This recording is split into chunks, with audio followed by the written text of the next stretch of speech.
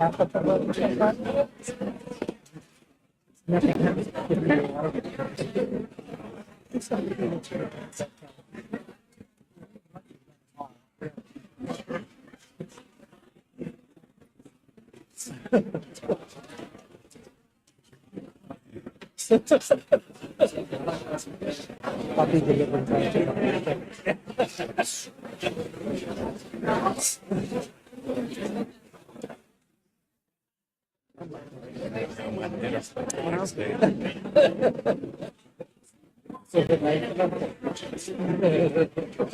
ready? Soon ready?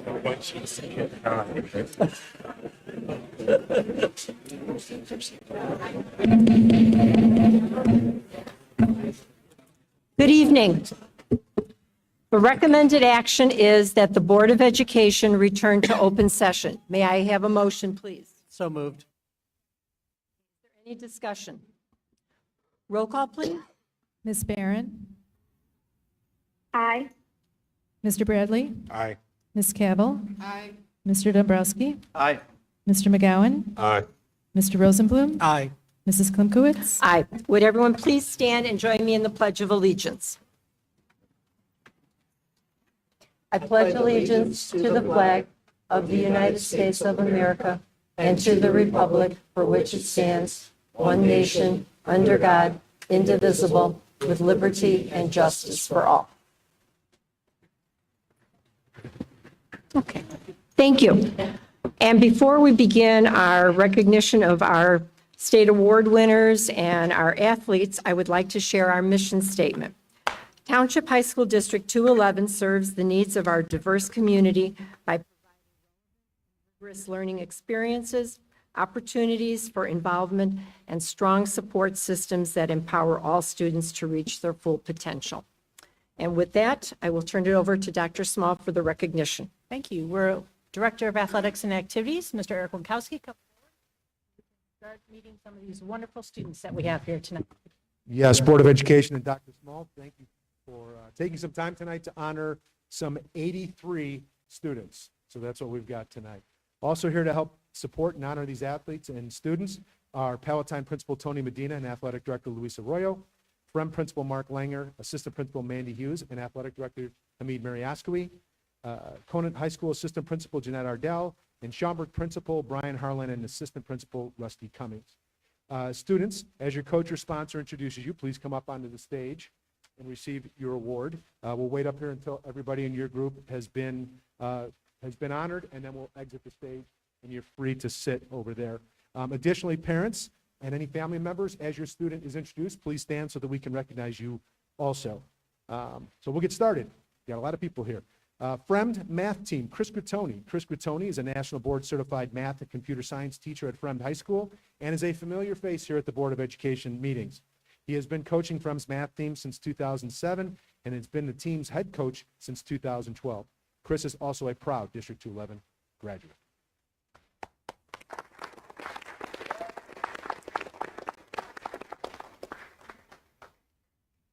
It is my pleasure to introduce the members of the Fremd High School math team. The Fremd math team earned 5th place at ICTM State, and we are here tonight to recognize a large number of team and individual medalists who contributed to our 5th place finish by earning 4th or better in their event. I'd first like to start by thanking Dr. Small and the Board of Education for their enthusiastic support of our program. Next, I'd like to take a moment to recognize the parents and guardians of our medalists. Thank you for supporting and fostering your students' love of mathematics. Thank you for the late pickups after long math team meets. And thank you for accompanying your student tonight. Please stand and be recognized.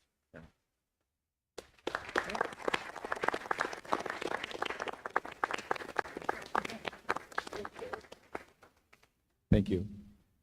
When I describe how math team works to coworkers who coach sports, I explain that math team is similar to track and field. The team score is comprised of points earned by many different events. The 5th place trophy our students earned represents many successes, from freshman-sophomore 8-person team who earned 3rd place, to the junior Algebra 2 written team who earned 2nd place, to the oralist team who earned 3rd place. Our students worked hard all season, built a strong community, and pushed their mathematical limits, both literally and metaphorically. At this time, I'd like to call each team member forward to receive a District 211 medallion recognizing their accomplishment. Students, when you hear your name, please come forward. So first, the freshman-sophomore 8-person team that earned 3rd place at state, Sairam Bitra.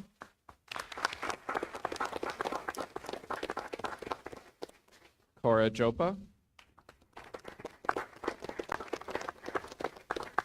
Krista Liu.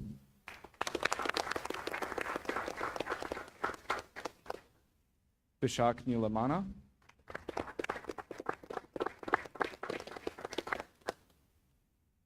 Justin Zhang.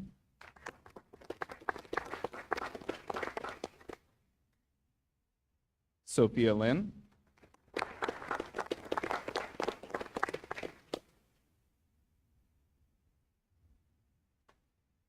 And Daniel Xiao, who also earned 1st place on the Geometry Written Individual Contest.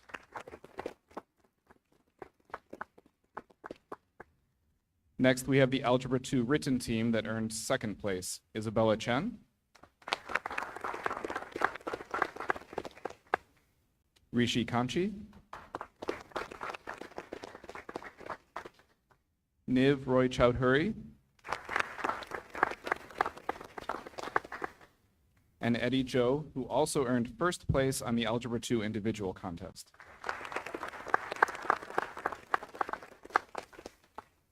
Finally, we have our oralists who earned 3rd place at state.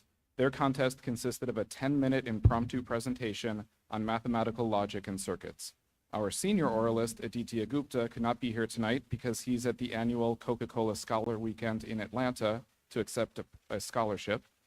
And we also have our junior oralist, Joshua Lin, here this evening to accept his medal. Josh also earned 1st place on the Algebra 2 Individual Contest, and he was a member of our 2nd place Algebra 2 team.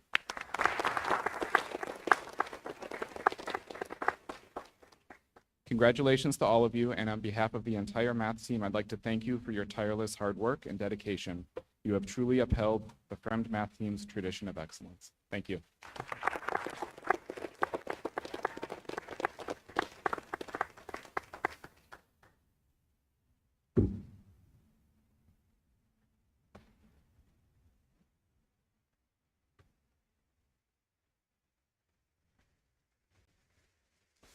Okay, continuing the recognition of our mathletes. Yes, I have to use that every year, the term mathlete.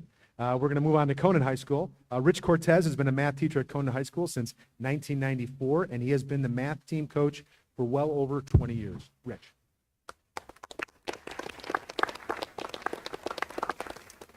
Hello, thank you. I'd like to bring Jiho Park up, and he is accompanied by his parents, Jung Mi Kim and Jae Hong Park.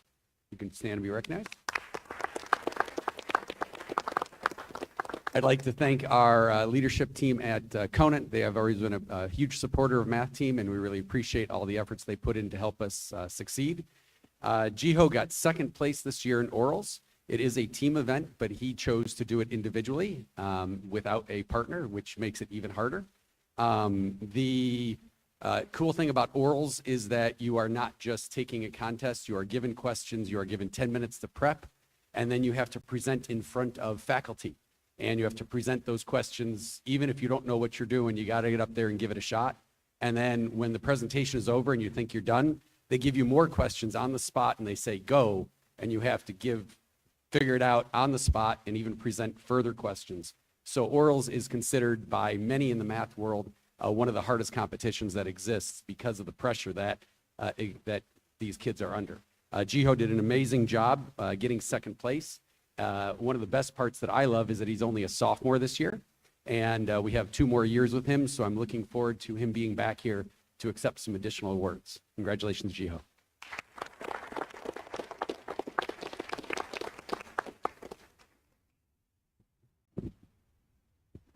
All right, we'll move on to HOSA. Marquel Hawkins is unable to be here tonight. He's the Fremd HOSA sponsor. In his place, we have Assistant Principal Amanda Hughes, who will introduce Fremd's HOSA students. Good evening. On behalf of Coach Marquel Hawkins, thank you to Dr. Small and the Board of Education for your support of students in HOSA. Mr. Hawkins has enjoyed this great group of students. With this being his first year with HOSA, he was able to see firsthand how dedicated this group was to not just having success at the state conference, but success as a club as a whole. We are proud of what this group has accomplished this year in HOSA, and we are excited to see what this group accomplishes as they continue to build and strive for success. And now we would introduce the students and their parents.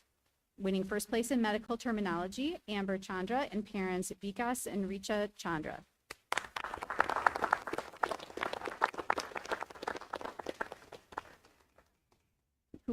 Nadia Rosati wasn't able to be here tonight, but she won first place in nutrition. First place in pharmacology is Tapasvi Viramachani and parents Ratnakar and Venkata Gulapalli. First place in clinical laboratory science, Saisha Sakuja and parents Sudhir Sakuja and Smitha Nalawadi. First place in MRC partnership is a team. So we have Pragya Shankar and parents Gopi and Pramila Shankar.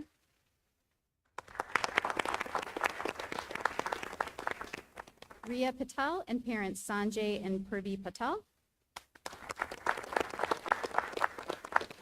Rahi Patel and parents Sanji and Purvi Patel. Risha Khosla and parents Manish and Sarala Khosla.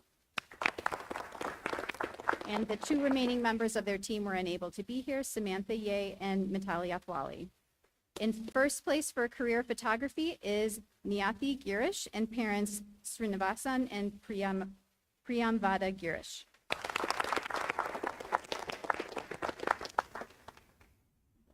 We had a few other students unable to be here who won first place in health career display is Samira Allur and Arushi Bhatia, and first place in community awareness were Nitya Saibora and Navya Saibora.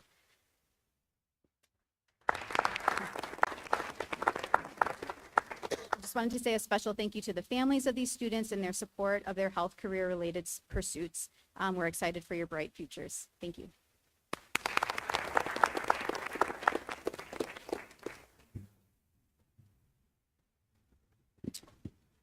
All right, now we'll move on to our debate and student congress. Samantha Dolan is in her 23rd year in District 211, and this is her 9th year teaching at Palatine High School Science Department. Sam has been coaching debate for 3 years, and this is her 2nd year as the head debate coach. In addition to coaching debate, Sam is also the Model UN sponsor. Sam.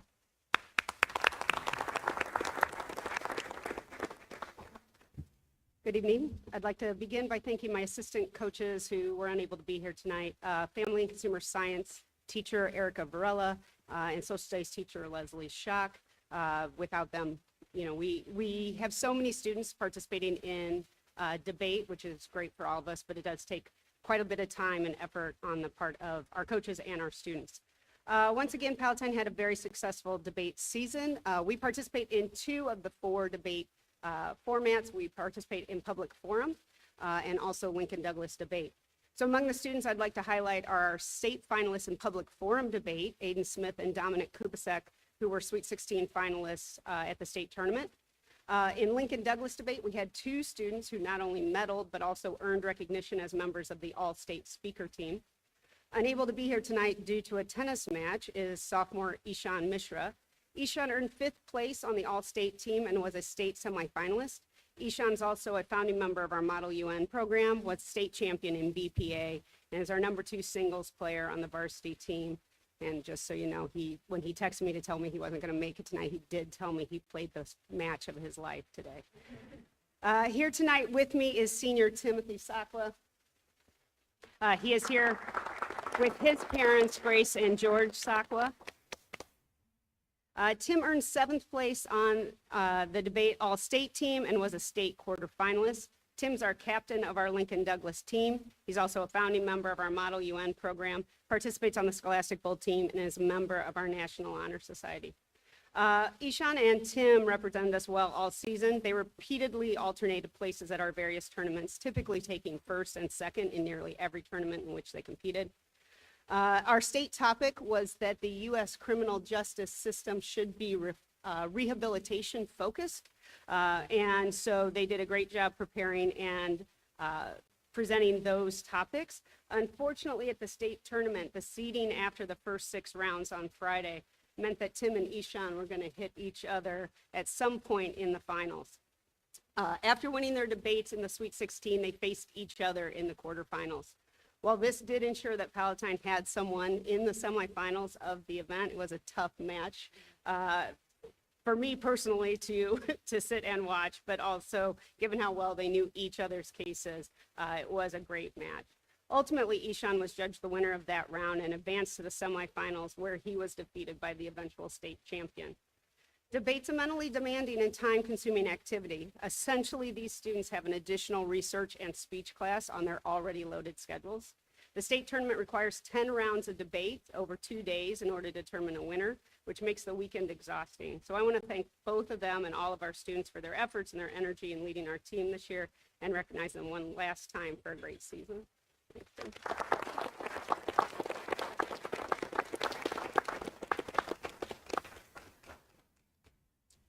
All right, on to Fremd debate. Anna Ignatowicz has worked at Fremd High School for the past 7 years as an English learning teacher.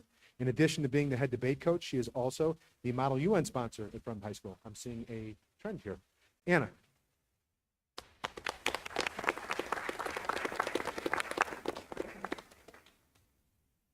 Good evening. On behalf of the Fremd debate team, we'd like to thank the board and Dr. Small for supporting debate education for the students and for this opportunity to speak here tonight. We'd also like to thank Mandy Hughes and Mark Langer for all of their support throughout the season, as well as the other District 211 coaches who've made the debate community truly something special. I'd also like to thank the assistant coaches, Maddie Maslin and Luke Anderson for Lincoln Douglas, and Dorothy Roback from Public Forum. The skills debate teaches research, public speaking, self-advocacy, confidence, and the ability to see issues from multiple perspectives provide our students with the skills they need to be successful, not just in college, but far beyond. In Lincoln Douglas, students debated complex issues as the right to housing, the extraction of fossil fuels, U.S. military presence in the West Asia, North Africa region, and rehabilitation in the criminal justice system. This year is especially noteworthy due to the fact that the Lincoln Douglas students we are honoring tonight made debate history by competing in a new division, the Pro-Con Debate Challenge. Though similar to traditional debates, the digital nuances of this division could have been a daunting deterrent towards even our varsity members. The students we are honoring tonight are effectively trailblazers, competing where no other Fremd Viking before them has competed, and setting the bar high out of the gate. They stand out for their willingness to step up and face the unknown, and we could not be more proud. Please join me in honoring Vishak Neilmana, joined by his parents, Sangeetha and Harish, 4th place overall in Illinois State's first Pro-Con Debate Challenge.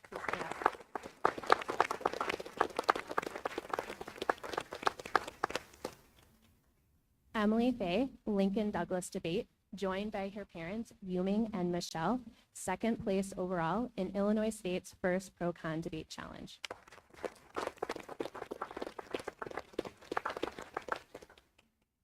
Thank you.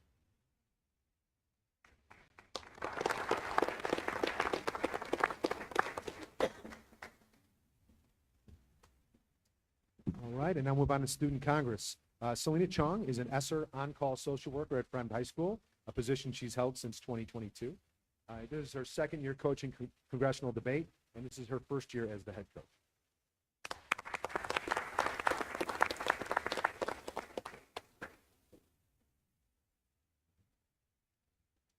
Good evening. On behalf of the Student Congress coaches, we'd like to thank the board and Dr. Smalls for supporting the debate education for the students of 211 and for this opportunity here tonight.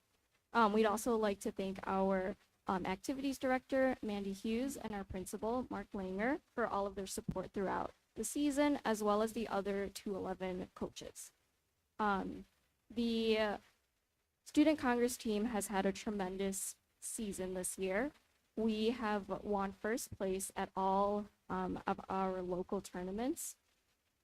And we would also like to thank all of the parents whom this program simply could not do without. This team has grown so much as a result of their dedication, and we are very proud of our debaters. Throughout the season, the students and their teammates have worked hard to research topics such as the outcome of repealing the Jones Act, exploring political and social tensions between Russia and Ukraine, and the implementation of high-speed rail in the U.S.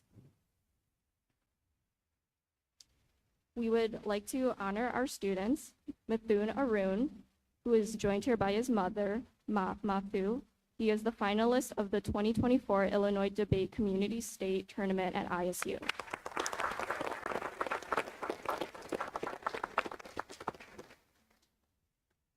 Sanvi Bakala, who was unable to attend, but also competed as a finalist at the 2024 IDC State Tournament.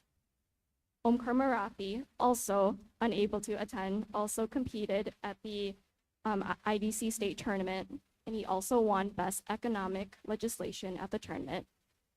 Adi Shah, unfortunately also unable to attend, also competed as a finalist at this tournament and was awarded 9th place overall at the All-State Debate Team. Catherine Shaw, joined by her parents Erica and Joseph, competed as a finalist at the 2024 IDC State Tournament, was also awarded 8th place on the All-State Debate Team and placed 5th overall.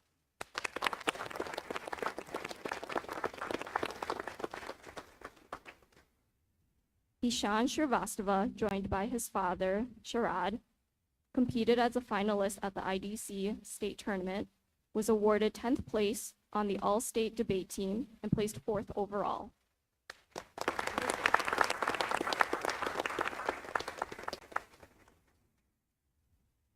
Siddhanth Rao, joined by his mother, Supriya, competed as a finalist at the IDC State Tournament, was awarded Best Presiding Officer in his chamber, and placed 3rd overall.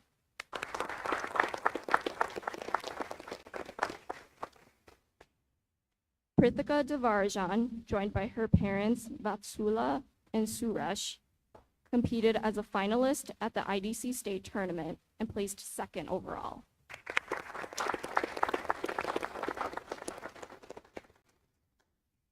Thank you from Congress team for such a wonderful season, and we are very proud of each and every one of you.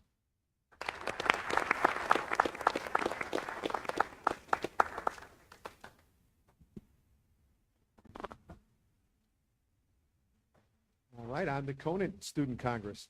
Gary Shoemaker has been a teacher assistant in District 211 since 2018. He has coached both debate and student congress during this time, and currently Gary serves as both the debate and student congress head coach, and he's been doing that for the last 3 years. Gary.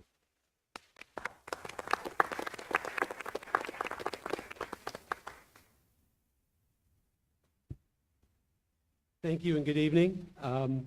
Tonight I'm recognizing Isha Desai, who is accompanied by her parents Arti and Prakash, for medaling as a student congress finalist at IDC State.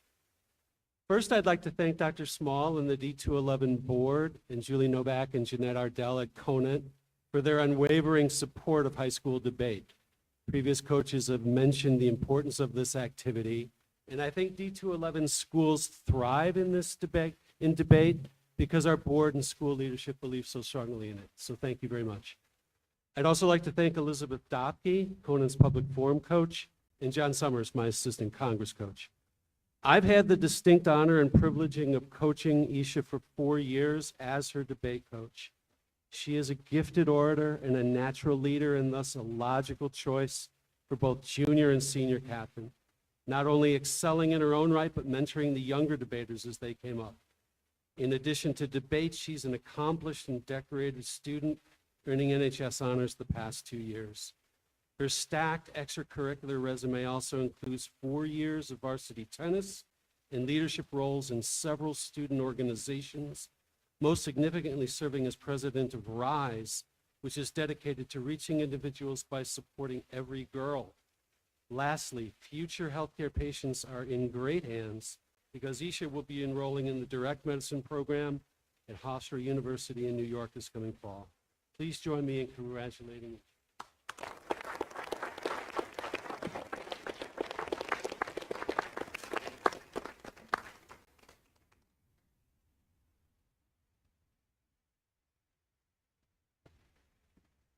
All right, and we'll finish up debate with Schaumburg's debate team.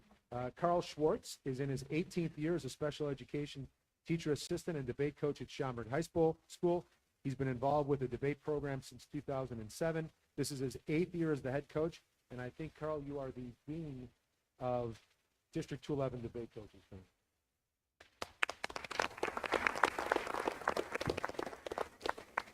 Thank you to the board and Dr. Small for recognizing our debaters tonight, and to Schaumburg's administrative team for all their help throughout the year.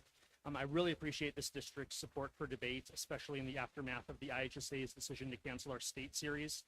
This school year, 107 Illinois high schools competed at debate tournaments, which is well above its threshold for holding a state competition.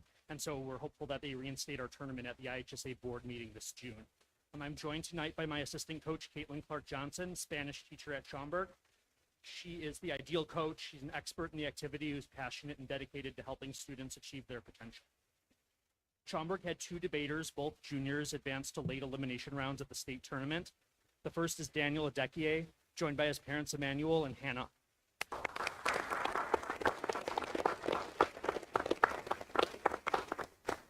At state, he earned a finalist medal in Congress. Daniel has exceptional people skills, which we call politicking in debate. Back in August, he recruited the most new team members of anyone in team history. He's one of the best presiding officers in the state, which means that during many debate sessions, his role as Speaker of the House.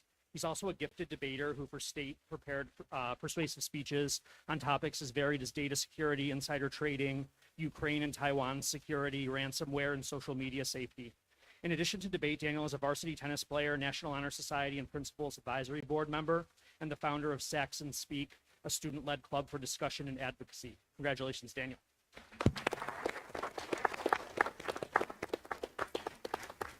Next is Alandi Patil, joined by her parents, Manisha and Abhijit, and her little brother, Mulhar.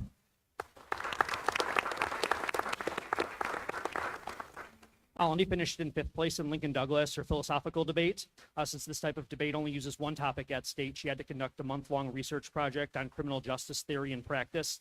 Alandi is one of the best researchers I've coached. She's great at anticipating arguments and planning refutations, and her delivery skills are top tier. In fact, she was regional speech champion in impromptu speaking, and in addition to debate, she's taking 5 AP classes, is in the National Honor Society, Principals Advisory Board, and Mu Alpha Theta Math Honor Society.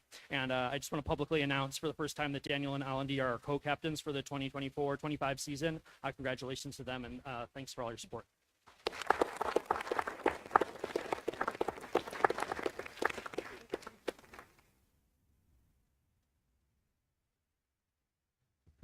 All right, on to the hardwood, where we have not one but 2 teams to recognize tonight.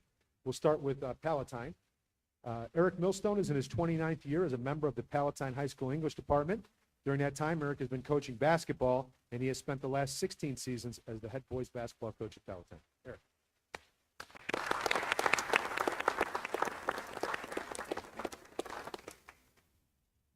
Thank you, Mr. Winkowski, Dr. Small, Board of Education. Thank you, Mr. Medina, Mr. Arroyo, for allowing us to come here tonight and be recognized. Palatine High School basketball accomplished some things for the first time this year in school history. We were back-to-back MSL champions. We won our first sectional championship since 1982, first super sectional championship, and then we picked up our first state trophy as well this year. And anytime that you do something new and accomplish something new for the first time, there's a certain novelty that goes along with it. And then that novelty has a chance to kind of manifest itself in a lot of different ways, in a lot of different people. And I think one of the best things about the run that we went on this year was seeing everybody embrace that novelty in their own way and kind of make it their own. We had a lot of people that were with us along the way, every step of the way, from the parents who are here tonight, to PHS faculty and staff, administration, the Palatine community. And it was just really cool, really special to be able to share it with them, and for everybody else who had a role in the development of these guys that did some really special things. So without further ado, I'm going to call these guys up. We're going to start with our 3 managers. I wasn't expecting to be Emmett Maud.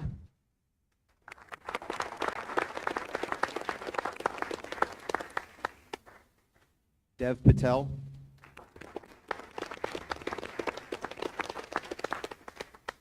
and Patrick Zonlo. We have two players that weren't able to make it here tonight, senior Jordan Mock and junior Ethan Hunt. And now for the players who are here, we're going to just do this numerically. Number 2, Gibson Lindell.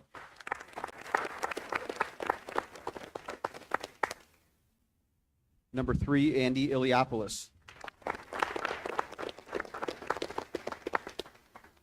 Number 10, John Gatsis. Number 12, Justin Ray. Number 14, Jack Hauser. Number 15, Casey May. Number 20, honorable mention, all area, Darren Dick. Number 21, all conference, Daily Herald all area captain, first team IBCA all state, Connor May.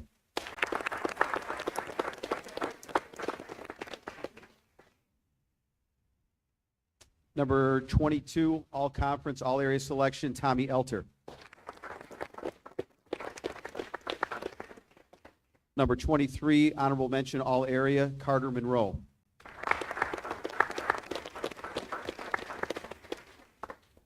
Number 24, Conrad Okulski.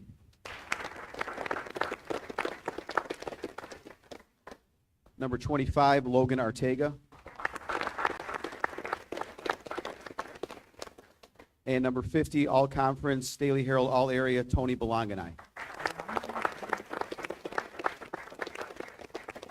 And a special thanks to everybody on our basketball staff, including Coach Miller down here, Coach Luke Miller. Also want to thank Coach McCluskey, Coach Guest, Coach Scholes, Coach Simonini, and Coach Lane for a great year. Thank you.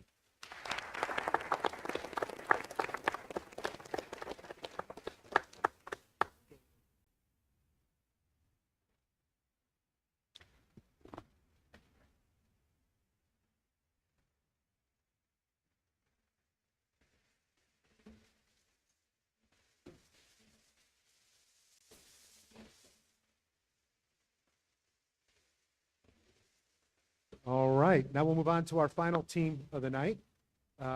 Dave Yates has been a member of the math department at Fremd High School since 2002, except for a brief one-year detour into administration, and then he went back into teaching. And he served as a department chair since 2007. We'll be hearing a little bit more about Dave's basketball coaching success a little bit later, but I believe that it's safe to say that Dave is the most successful basketball coach in District 211 history.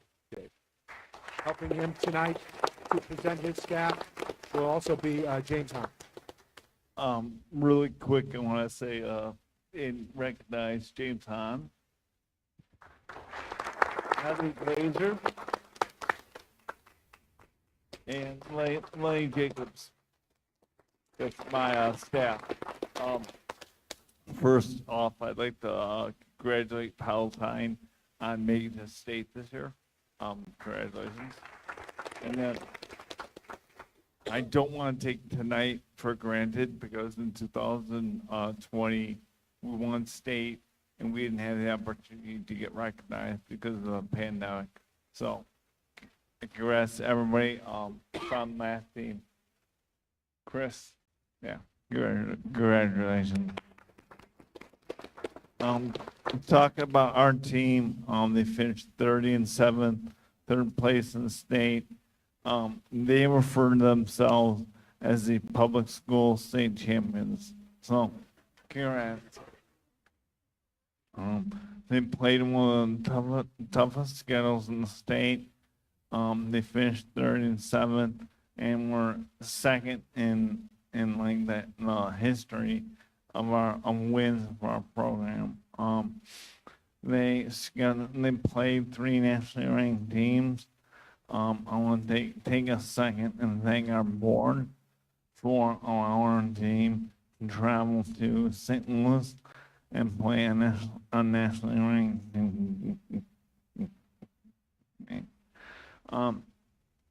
This year's team set records for 3-point field goals made, 3-point field goals percentage, free throw percentage, and points per game. And last thing is they're MSL West champ and MSL champ. So, congratulations.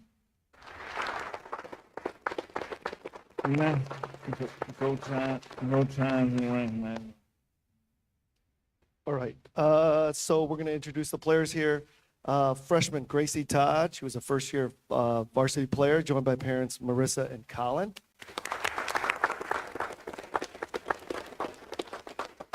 Then we got sophomore Bella Del Mar, also a first-year varsity player, joined by parents Jennifer and Aaron.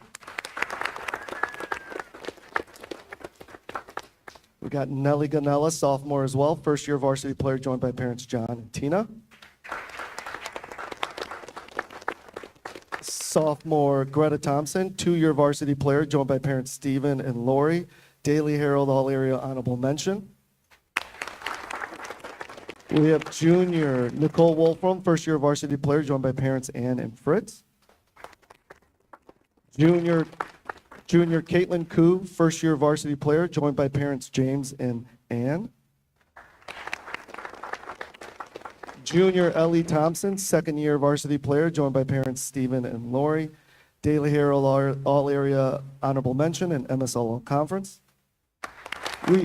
We are missing Coco Erlacher. She wasn't able to be here tonight. She's a three-year varsity player, joined by parents Sherry, Mom Sherry, and Daily Herald All-Area third team IBCA All-State. And next, Ella Todd. Junior captain, third-year varsity player, joined by parents Marissa and Colin Todd. Daily Herald All-Area Cook County captain, Daily Herald All-Area, AP All-State second team, first team IBCA All-State, MSL Co-Player of the Year, MSL All-Conference, and has committed to Utah to play basketball. All right. Next, seniors. Rachel Lynn, first-year varsity player, joined by parents Mark and Kimberly. Then we have Madison McMillan, and she is here. All right, great. Madison McMillan, second-year varsity player, joined by parents Aaron and Carrie.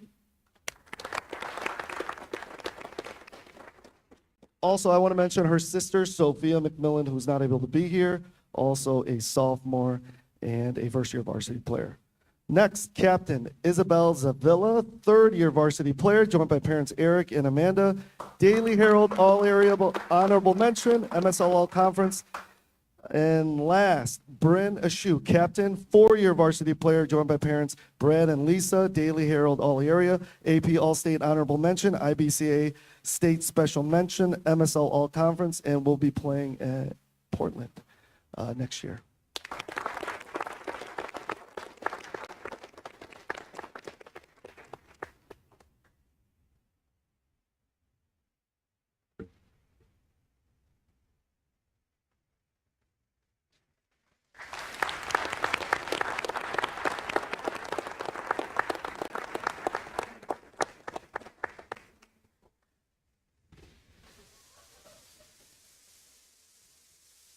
Of the more than 2.2 million students who take the SAT annually, only 1% score 1,550 or higher. Even fewer, only a few thousand, earn a perfect 1,600. One of them is with us here tonight. It is my pleasure to introduce Chris Grattoni, a mathematics teacher from Fremd High School, who will tell us more about this outstanding student. Chris?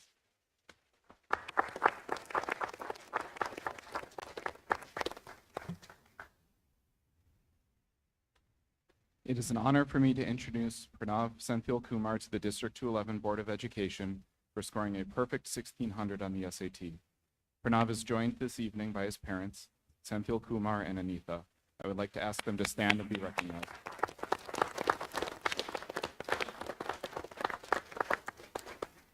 Thank you. I have been Pranav's math team coach for the past 4 years, and this year I'm also his multivariable calculus teacher. In addition, Pranav is a valued member of the Fremd Scholastic Bowl team, a hospital volunteer at St. Alexis, a math tutor, and even a volunteer book reviewer for the San Jose Public Library in California. Since I've known Pranav, he's always been a talented mathematician, but I've also enjoyed seeing him become a leader who has earned the respect and admiration of his teammates, classmates, and teachers. On math team, I've seen Pranav teach his teammates about sequences and series, symmetric probability, and more. I've seen Pranav lead the calculator team to the top echelons of competition. He starts every season by keeping a careful record of every useful calculator program and then transfers these to the calculators of the new team members. We even created an official role for Pranav as part of the exec board.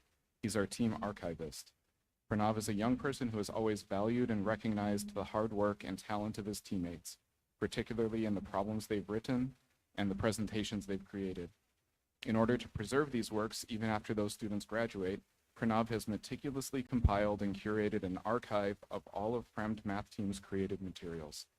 Now when students are looking for a great presentation they saw on logarithms, they know to check the archives. A geometry formula sheet, check the archives. Looking for a running leaderboard of all Fremd High School math team scorers going back to the time that Mr. Grattoni was a student here, check the archives. Pranav, you have such an exciting future ahead of you. Congratulations on your successes in Fremd, and good luck with your future studies and career in biomedical engineering. I know you'll continue to make a positive impact throughout your life. Congratulations.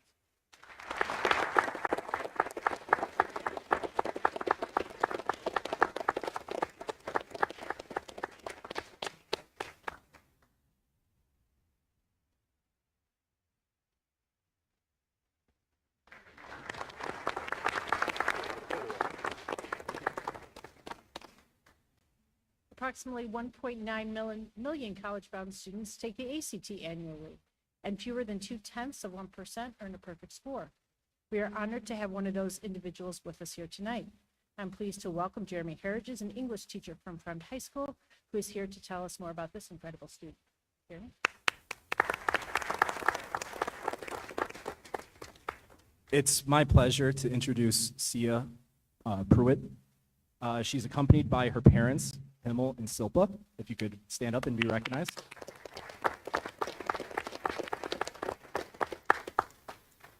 I've had the pleasure of teaching Sia for 3 years now.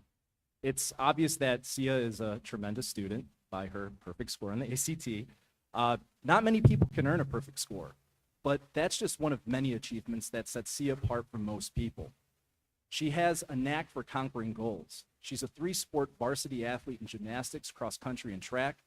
And that's a rarity today when so many choose to specialize in one field. I think that Sia's athletic and academic paths speak to the individuality and her penchant for adventure and experiencing all the world has to offer. All those things make Sia an outlier, but more importantly, Sia possesses a big heart, which is her most vital asset. The depth of her thoughtfulness, humility, and kindness exceed those of most people and allow her to see the world at its best. She returns positivity to all who are in her orbit, and that makes Sia truly special. Her parents, Himmel and Shilpa, have done a wonderful job raising such an extraordinary person. Congratulations, Sia.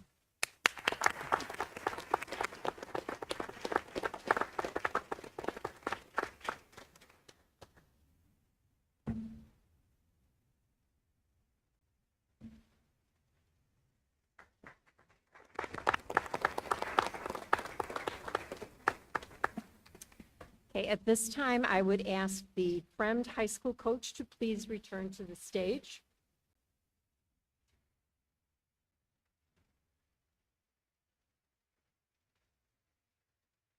Fremd High School Department Chair and girls basketball coach Dave Yates is being inducted into the Illinois Basketball Coaches Association Hall of Fame.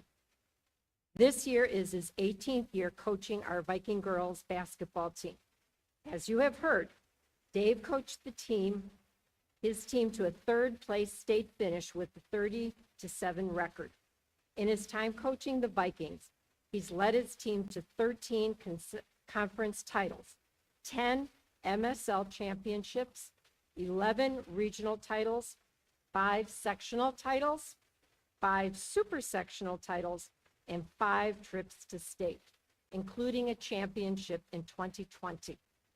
His overall coaching record, which also includes roles at Highland High School in Arizona and Monmouth Seymour, is 512 to 191. On the court, Dave has built a courageous legacy and raises the bar every year. Congratulations, Dave, on this well-deserved induction into the Illinois Basketball Coaches Hall of Fame. Congratulations.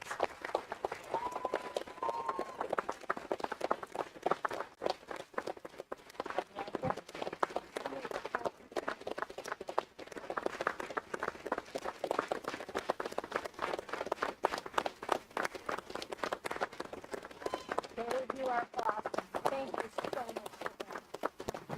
God bless you.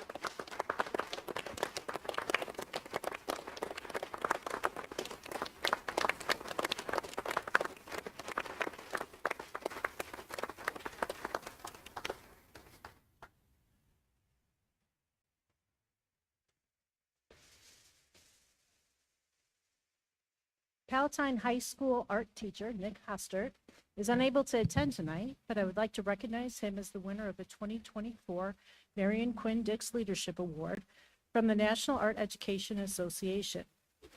This honor recognizes him for outstanding contributions and service to the profession. Nick is the past president of the Illinois Art Education Association and was named a distinguished member of that group in 2021. In 2023, he was named a Teacher of the Year finalist by the Illinois State University College of Education. He earned his bachelor's from Illinois State in Education and is a nationally board certified teacher. He is an active artist as well as an outstanding Palatine art teacher who champions students' work and encourages them to their full potential. We send our congratulations to Nick.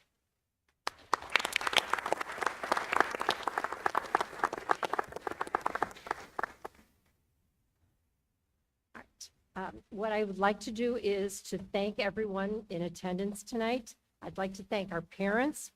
Thank you for your unwavering support of your children and for the encouragement that you provide to help your child develop into a person of strong character. And it's appreciated and it's recognized. To our staff, advisors, coaches, thank you for giving your time and talents to supporting our amazing students. And to our students, who have exemplified the strengths of dedication, loyalty, perseverance, and humility by your actions and recognitions, both in and out of the classroom. Thank you. Thank you for the dignity you bring to yourselves and to the school. It's been amazing, and this is the most exciting part, is recognizing our students.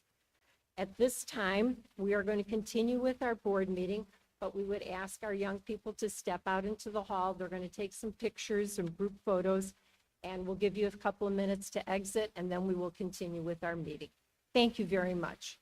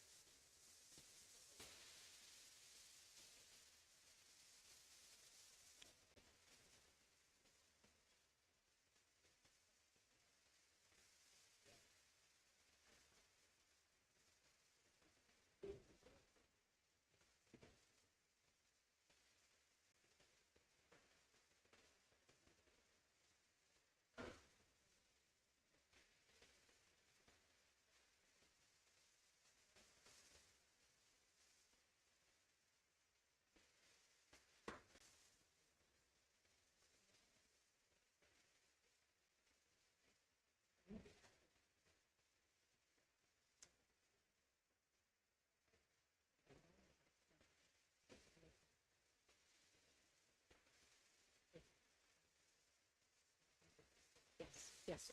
Okay. All righty. Thank you. Next on the agenda is public comments, and the board welcomes you and is pleased to listen to your comments this evening. It's important to know that this is a public board meeting and not a dialogue. so the board members will not be responding to your comments or answering questions at this time. As a reminder, the board meeting is being taped and live streamed. We ask that you value the procedures and decorum of our meeting and be respectful of those at the podium so they may be heard. When I call your name, please come forward to the podium and state your name for the record. Though not required, you may state if you are a resident of the district. Please limit your comments to 5 minutes. You will receive a notification when you have 1 minute remaining. Any individual's unused time or place in the order may not be deferred to another individual. If you wish a response from the superintendent, please leave your name and phone number with Mr. Tenecorp. And if the gentleman can. At this time, we only have one speaker, and I would invite Mr. Nico Nitti to please come down and use the podium here.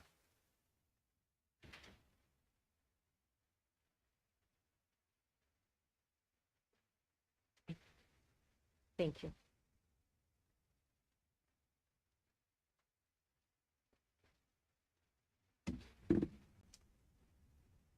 Good evening.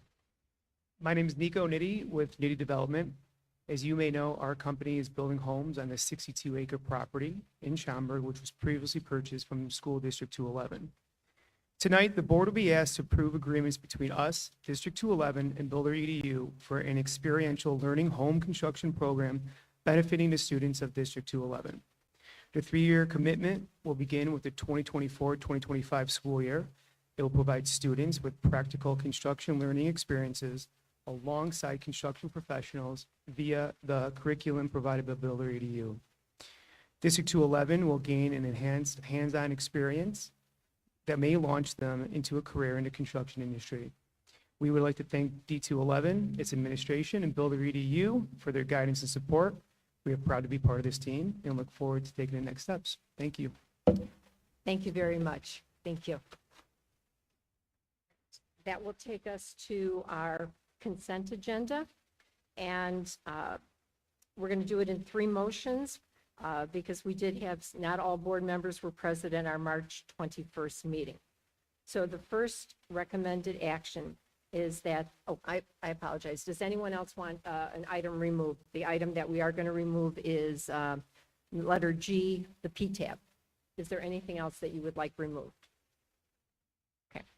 Then the first recommended action is that the consent agenda with the removal of the minutes of the regular meeting of March 21st, 2024, and the removal of letter G, resolutions authorizing intervention in proceedings before the State Property Tax Appeal Board will be removed and the remainder be approved as presented. May I have a motion, please? So moved. Any discussion? Okay, roll call, please. Ms. Barron? Aye. Mr. Bradley? Aye.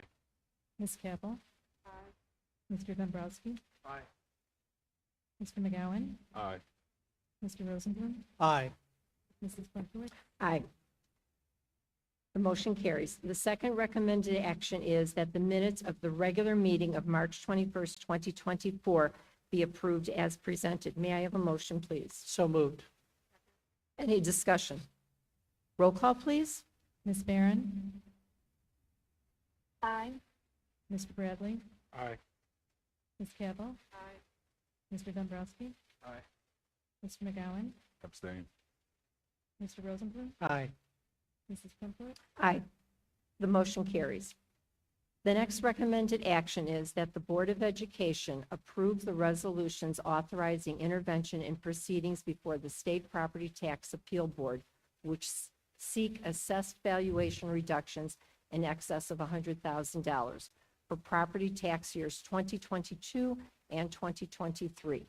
Docket numbers 2022-38008, 2023-21413, 2023-21343, 2023-21352, and 2023-21461.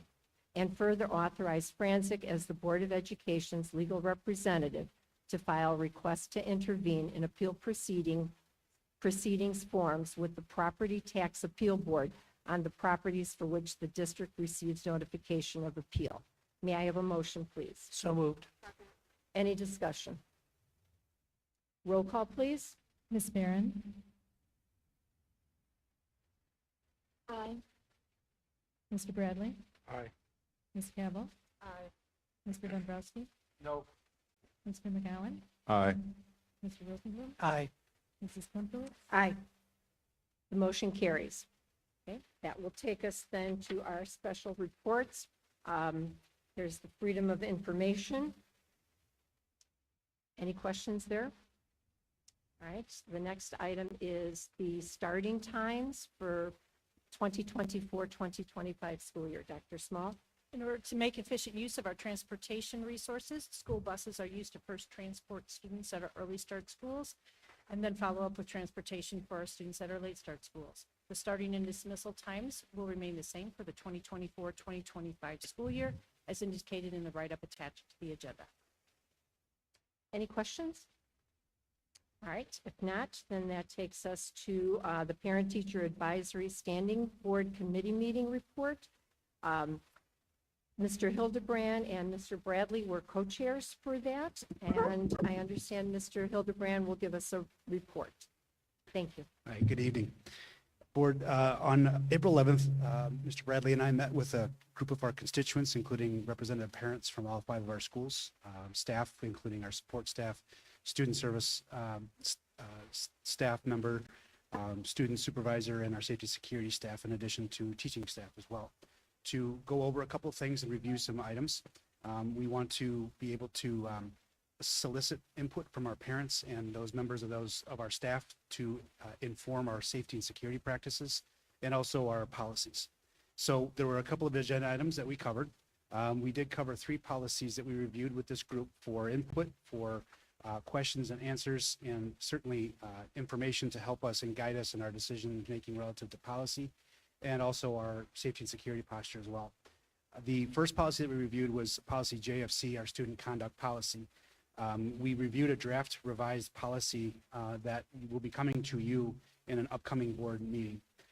That policy we've made some significant alterations to condense other smaller independent policies and really kind of make sure that the language within our policy for student conduct is in line with school code or in ISBE recommended language, similar to other policies that we've done previously. So the policy version that will be coming to you in coming meetings will be informed by the input from the group. There was a discussion, there was some conversation about, I would note that Mr. Bradley had some comments, and there was some other parent comments about the use of AI and how that impacts our student conduct policy. And our student conduct policy does encompass the potential impact with AI, but we also have a robust approach at looking at the implications of AI from a curricular standpoint, an instructional standpoint, and also from a student discipline standpoint. That is an ongoing process, but that was a topic that the parents were interested in. The second policy that we reviewed was JFCH, which is prevention of bullying. The school code requires that our Board of Education and public schools review that policy on a regular basis and submit those policies to the state for record. The committee reviewed the current policy that we have, and there was some discussion about bullying behaviors in school and outside of school and what the implications are and what the school has authority to intervene on. So that was a good conversation, and I think it was informative for parents to understand kind of what our administrative roles are relative to bullying and some recent changes that have occurred with that legislation. Finally, the last policy that we looked at was JFG, which is interrogations and searches. We reviewed that policy, and there was some discussion about how and when searches are conducted. Parents were asked some questions from a kind of administrative lens, how that works, and under what conditions we would conduct searches. But most specifically, there was some lively conversation about vapes. And certainly parents recognize that this is a issue that exists not just in our schools, but within our communities. So there was a good deal of conversation around that unfortunate trend that we are seeing. From there, we moved into a couple of other conversations relative more specific to safety and security. We talked about some of our facility-related safety measures and security measures across the district, including the addition of a significant amount of more lockdown push-button stations in our schools, and recently tying those in directly into 911 to improve and expedite police response. We talked about main entrance security. We've made a lot of inroads with our main entrances, but parents did recognize that there are some areas that, you know, that we are actively pursuing to improve our main entrance security as we progress. We talked a bit about our camera expansion systems and really bringing those up and really escalating our attempt to make sure that they are as really phasing out all of our analog cameras that the board has supported and making sure that are all digital-based camera systems. And then finally, we talked about our PA systems that also the board supported and was very much recognized by the parents that that's a very important aspect of school safety. The final piece I wanted to mention that we did talk about is that we talked about our newly created safety and security staff group. These are all individuals, as you know, that have either law enforcement or previous security experience. They are specifically charged with safety and security in our buildings, and they are visible, they are present, and they are highly trained. Our parents had a lot of very positive comments about the sense and tangible improvement of safety and security in our schools with that group, but also with a lot of the other measures that we put into place. Any questions or anything further? I just want to follow up with Mr. Hildebrand. You know, we had a very diverse crowd there, and I really appreciated that. I really appreciated the robust conversation we had openly. And I just thought it was a really great meeting, subcommittee, and I know you were there, Spimkowitz, and it was great to see you there as well, and be able to listen in as someone in the audience. But overall, I thought it was a really great meeting, very organized. Everyone was very engaged. I think at least every person there had a comment or something or input, which is outstanding. So thank you very much for allowing me to be part of that committee. Anything else? Thank you, gentlemen, for co-chairing that. That was very good, well received. Thank you. All right. Then that will take us to our superintendent search firm presentations. It's really with mixed emotions, knowing that Dr. Small is going to be retiring in June of 2025, and we need to begin the process of seeking someone to fill her shoes here. We have two companies here that are going to present to us. We have two search firms. So our first search firm is Alma Advisory Group, and Sylvia Flowers is the Managing Director of Talent Acquisition and the Executive Search. So please come on down to the table if you would. And then what we'll do is we'll spend about 15-20 minutes for the presentation. Then we'll open it up for questions. And then we'll do our second firm also. So we have some of the slides in our own board agenda and then also on the screen here. So, Ms. Flowers, whenever you're ready. All right. Thank you so much for the opportunity to be here today. Really appreciate being here today to see so many awards and recognition of the educators as well as the students here in D211. Just to start off, again, my name is Sylvia Flowers. I'm the Managing Director of Talent Acquisition and Executive Search at Alma Advisory Group. And I bring you greetings from our founder, Monica Santana Rosen, who couldn't be here tonight, and wanted to give you a little bit of an overview of our organization.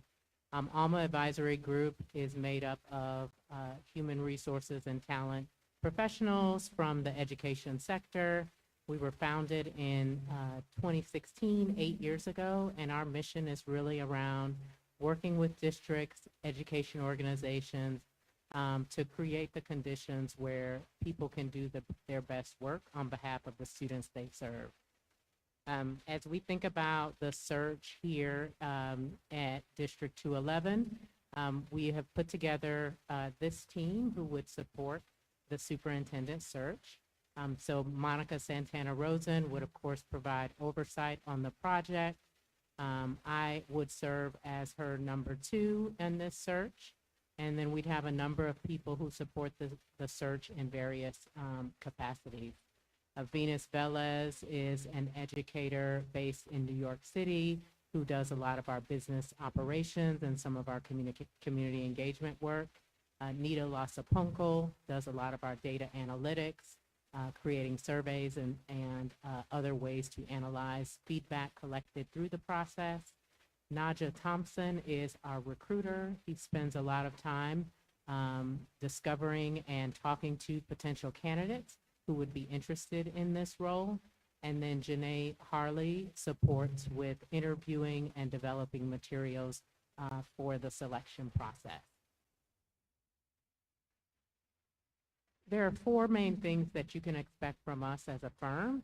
First, we believe in authentic community voice and transparency. And so one of the first steps of the search process is really spending time here in the community, getting to know the students, the staff, the parents, and of course, meeting with each of you to understand what is most important in selecting your next superintendent. We would then use that information to create the job profile for the superintendent role, and would want your feedback and input in understanding how all of the information that was gathered through that community engagement informs the competencies that we'll be looking for in your superintendent. We would then work together with you to design the process, really lifting up those competencies and designing a process that goes back to screening for the criteria and the skills that you would be looking for. Part of that includes, of course, sourcing and recruiting candidates for the position. There are so many things that potential candidates will be looking for, and we want to make sure that we are uncovering both folks who are looking for a job and those who may not know all of the great things about this district that we might want to seek out in order to get them to apply. And then lastly, our role is, of course, to help facilitate the board's decision-making at every step of the way, from start to finish. Most of our searches are obviously grounded in competencies, and because of that, we have been able to produce a diverse candidate pool for both consideration at the finalist level and then ultimately those who are hired for the position.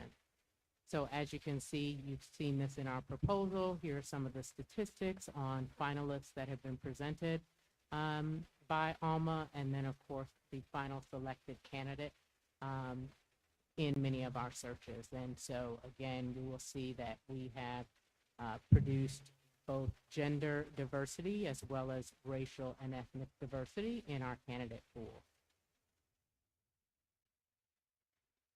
I spoke a little bit about this, but again, the beginning of our process begins with that community engagement. And so we want to work together with you all to design the stakeholder and community engagement process. And we will spend time making sure that we are tapping into the entire community and doing that additional due diligence to make sure that those community members who may not always be at the table have the opportunity to provide input. And all of that, again, sets the stage for the candidate profile and the competencies for this position.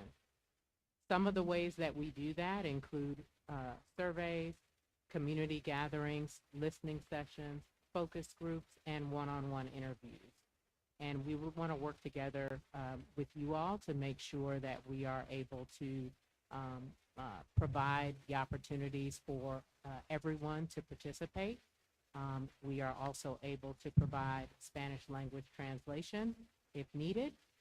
We can do that ourselves, and then would work together if we needed other language translation. Would want to work with the district team to make sure that we're making all materials and opportunities to provide input accessible as possible.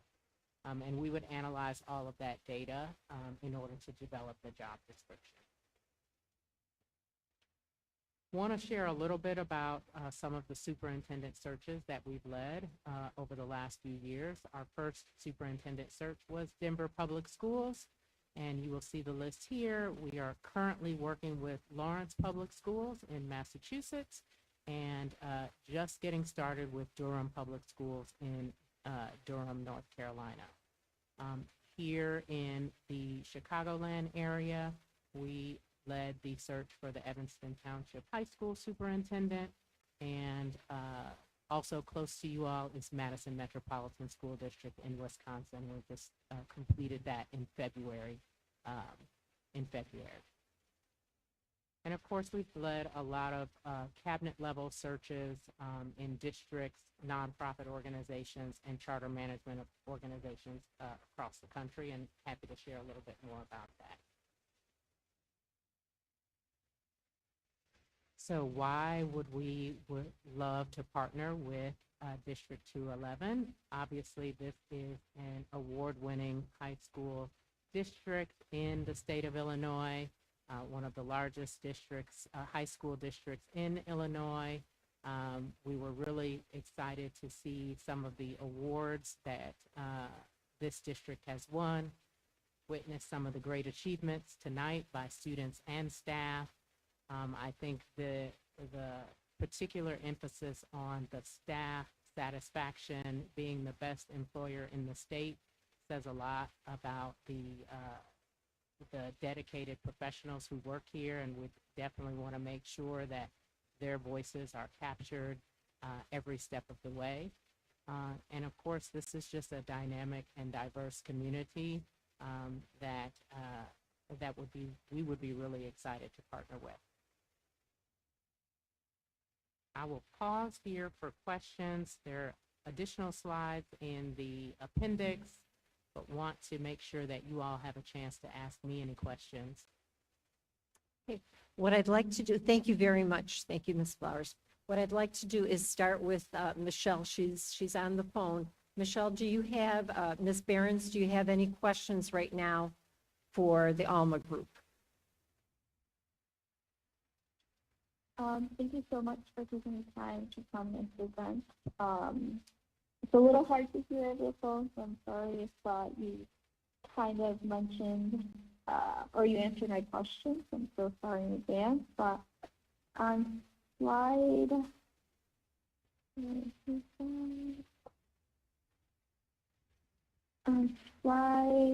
14,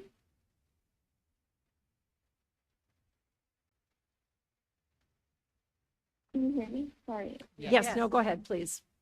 On slide 14, it mentions that, you know, the statement says you help boards understand how biases may show up for the next leader and how to set them up for success. Can you just give an example of how you have helped boards do that? Yeah, this really goes back to the competencies for the role. And so what we have found in our work with talent departments, HR departments, is that getting that clarity on what you're looking for is the foundation of a successful executive search. And so that is why we want to spend the time up front to get really clear on what it is the board and the community want to see in their next superintendent. Of course, we all know what a superintendent does, but the context and the conditions in your district really matter in order to define exactly what that looks like. And so what we found is when we start with those competencies and then we design the selection process around those, then we're really screening for the evidence that candidates need to demonstrate that they've had those skills, those experiences. And in the debrief discussions, we will want to create the environment where the board can continue to push each other for that evidence that's aligned to the competencies. And we find when we stay focused on that evidence that we are able to mitigate the level of subjectivity that can sometimes show up in a search process. And that's not to say that fit isn't important. What I say is we just don't lead with fit. We start with getting clear on what we're looking for, and we're screening against those competencies first. And then once we are clear that the candidates can't have demonstrated those, then we can have a more transparent conversation about those other things. And we found that in using that process, that women and candidates of color tend to make it through the selection process at higher rates than when you start with more subjective criteria. Thank you. Anything else, Ms. Barron? No, that's it for me. Thank you so much again. Thank you. Mr. Bradley? Thank you very much for your presentation. During your screening process, do you first look internally or do you automatically go external? Yeah, that's a great question. So obviously, we know that your last superintendent came from in-house. We would want to have that conversation with you all before we get started. And an example of that is Evanston Township High School. When we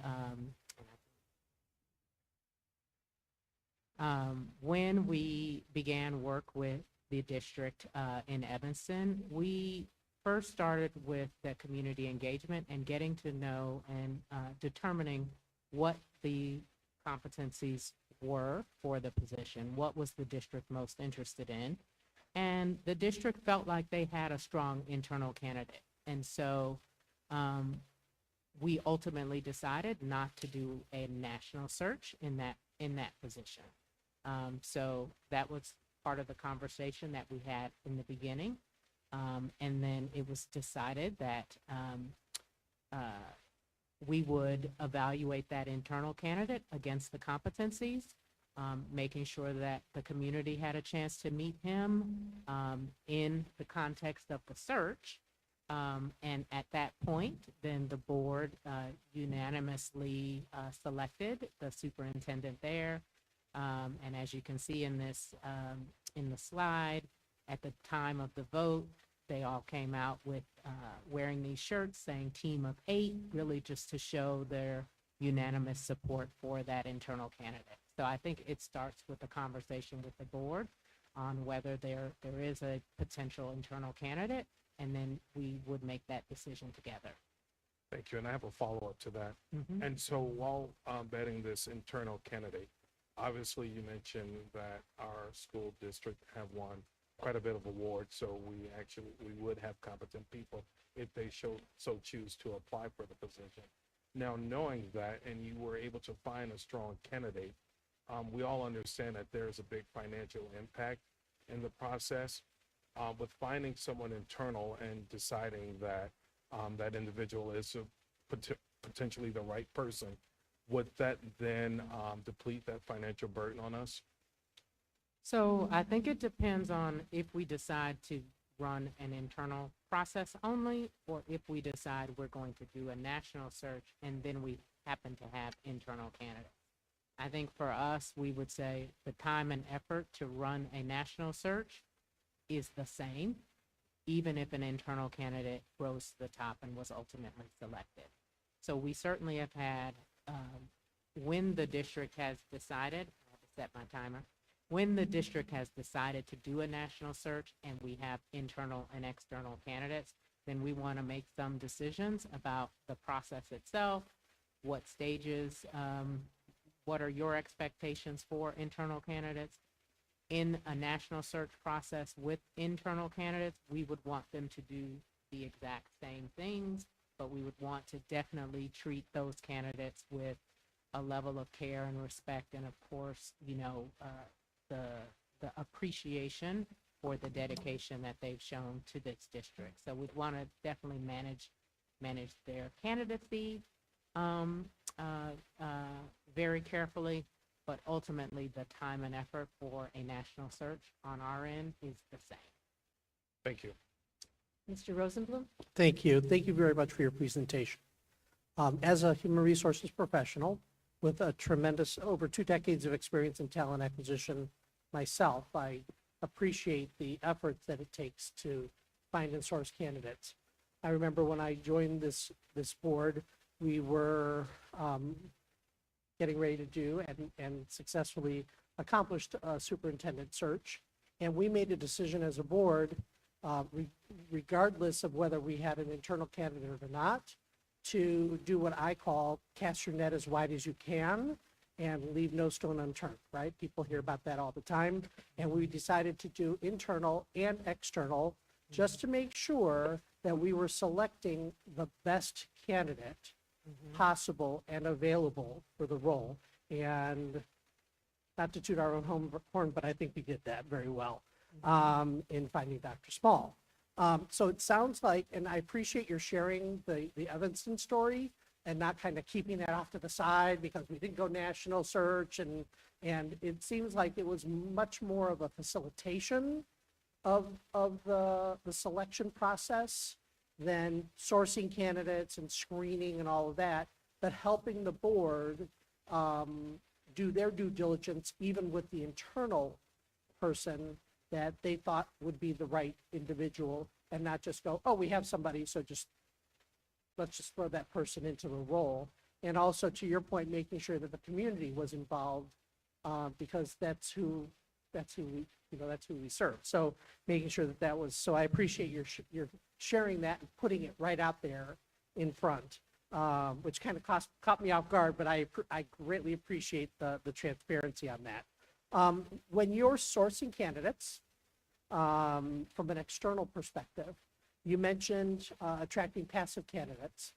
Can you give me an example of a really tough time that your firm had in finding candidates? I don't know if it's because the school district was a challenging one or the place that it was located. Maybe they had internal things going on, and there's different dynamics certainly that go with every school district that you've worked with. But maybe you can give us an example of a tough one and how your firm went about sourcing those passive people who aren't actively responding to maybe a job posting. Yeah, that's a great question.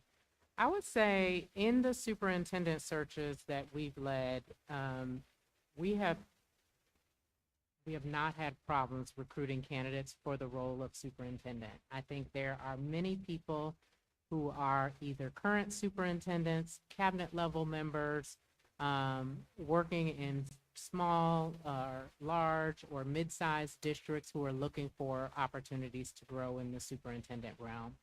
So I can't really think of a superintendent example where we have struggled to find candidates. I would say there are other cabinet level roles that are much more difficult in the public education space, like a CFO role, like a COO role. Those are examples where I can think we have had to pound the pavement in looking for candidates who have the finance and accounting expertise, maybe some public sector experience, and are willing to take a position in a sector that is not always at the same competitive pay as what they would make in the private sector.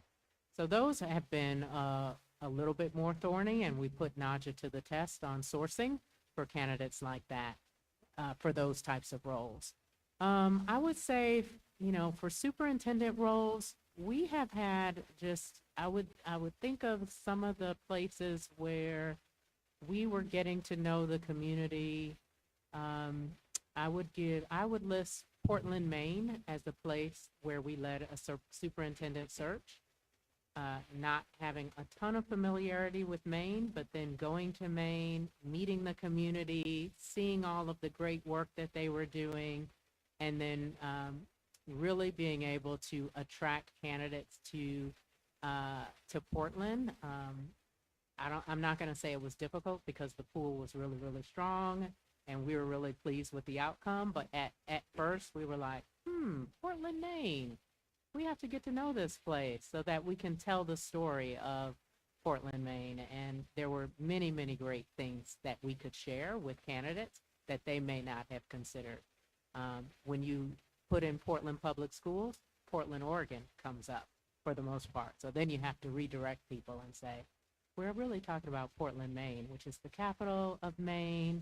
It's beautiful. We want to learn from the community and then be able to sell the story. You kind of jumped ahead with me, and I know that you're being followed by another executive search firm for this evening. I'd be interested in maybe, I did go on your websites too, so check you all out. but even learning a little bit more about how you put that story together because recruiters are salespeople, right? You're selling candidates to your clients and you're selling the opportunity to your candidates. So maybe a little bit more about how you put that story together about who we are and how great the opportunity is. It sounds like, you do that on a regular basis for all of them. But it would be interesting to see how that gets put together. Yeah, that starts with that community engagement up front. It starts with working with you all to develop a list of stakeholders, community partners, organizations that work closely with you, as well as talking to parents and students and staff to hear their experiences with the district. And that helps us get a deeper understanding of what this opportunity is. From there, once we develop the job profile, we'll work with Naja and we'll work with the communications team to make sure that we're creating the advertising and the sourcing documents that we can use in our networks. We'll also develop a list, of course, of places where you might want to advertise, both nationally and locally, so that we can cast that wide net. And I presume you have some standard places that you promote in, the education literature and things like that too. You mentioned being grounded in competencies, right? And then you shared data with us that were more demographic in nature. Would it be possible, maybe this is a follow-up to us after tonight, to give us more information, because I know we're not going to be taking action next steps until next month's meeting, on some of the competency data around successful searches that you've had and the competencies of people that you've been successful in placing with some of your clients, in addition to the demographic information that you shared. That make sense? A little bit. Can you say a little bit more? So I think at each stage of the selection process, we're asking anyone who's interviewing those candidates to rate them against the competencies.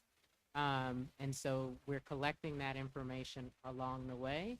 And then once they're in the seat, I'm not sure if you're asking for evaluation data once they're in the seat versus data that was revealed through the selection process itself.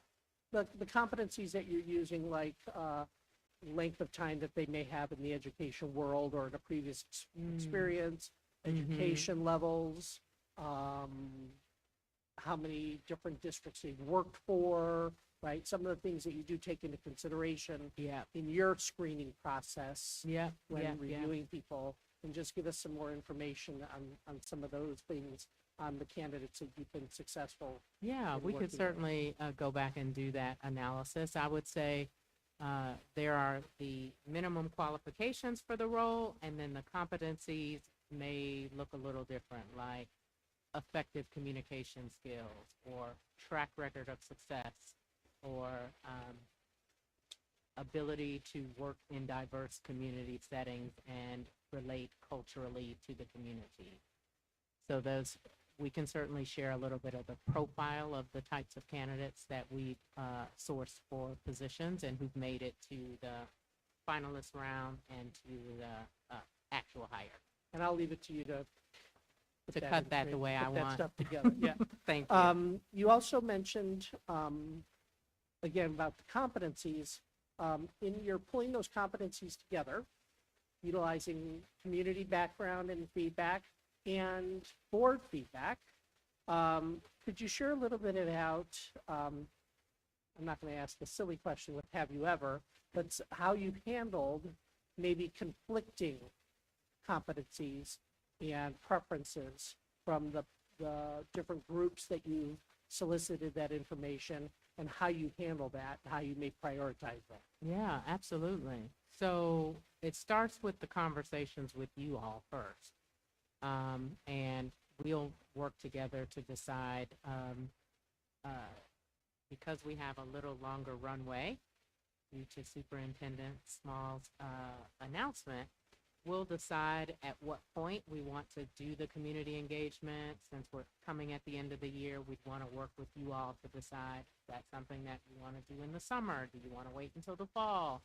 And then that is part of our role, both in analyzing the quantitative data from the survey, if we decide to do a survey, and then also to analyze the qualitative information from focus groups, community listening sessions, one-on-one interviews, and what have you. So we are, Nita on our team is helping us to code and categorize the feedback that we hear, and then we'll bring that back to you all for your final review. And so that is part of the facilitation work, is to really work together with you all as a board to see where the pushes and pulls are from you all as the decision-making body. And then that's how we will get to ultimately an approved job profile. Great, thank you so much. Appreciate it very much. Thank you. Thank you. And then, so with Mr. Rosenblum's request and any requests from our board members, if you can put something together and get that to us, to myself, Anna Klumpwitz as the board president, and to Mary Sue Kaysen, and then we'll make certain that it gets distributed to everyone so that we can have all the information that we need to make a decision then in May. So, Ms. Cavill, any questions? Yep. Thank you for the presentation. I have two.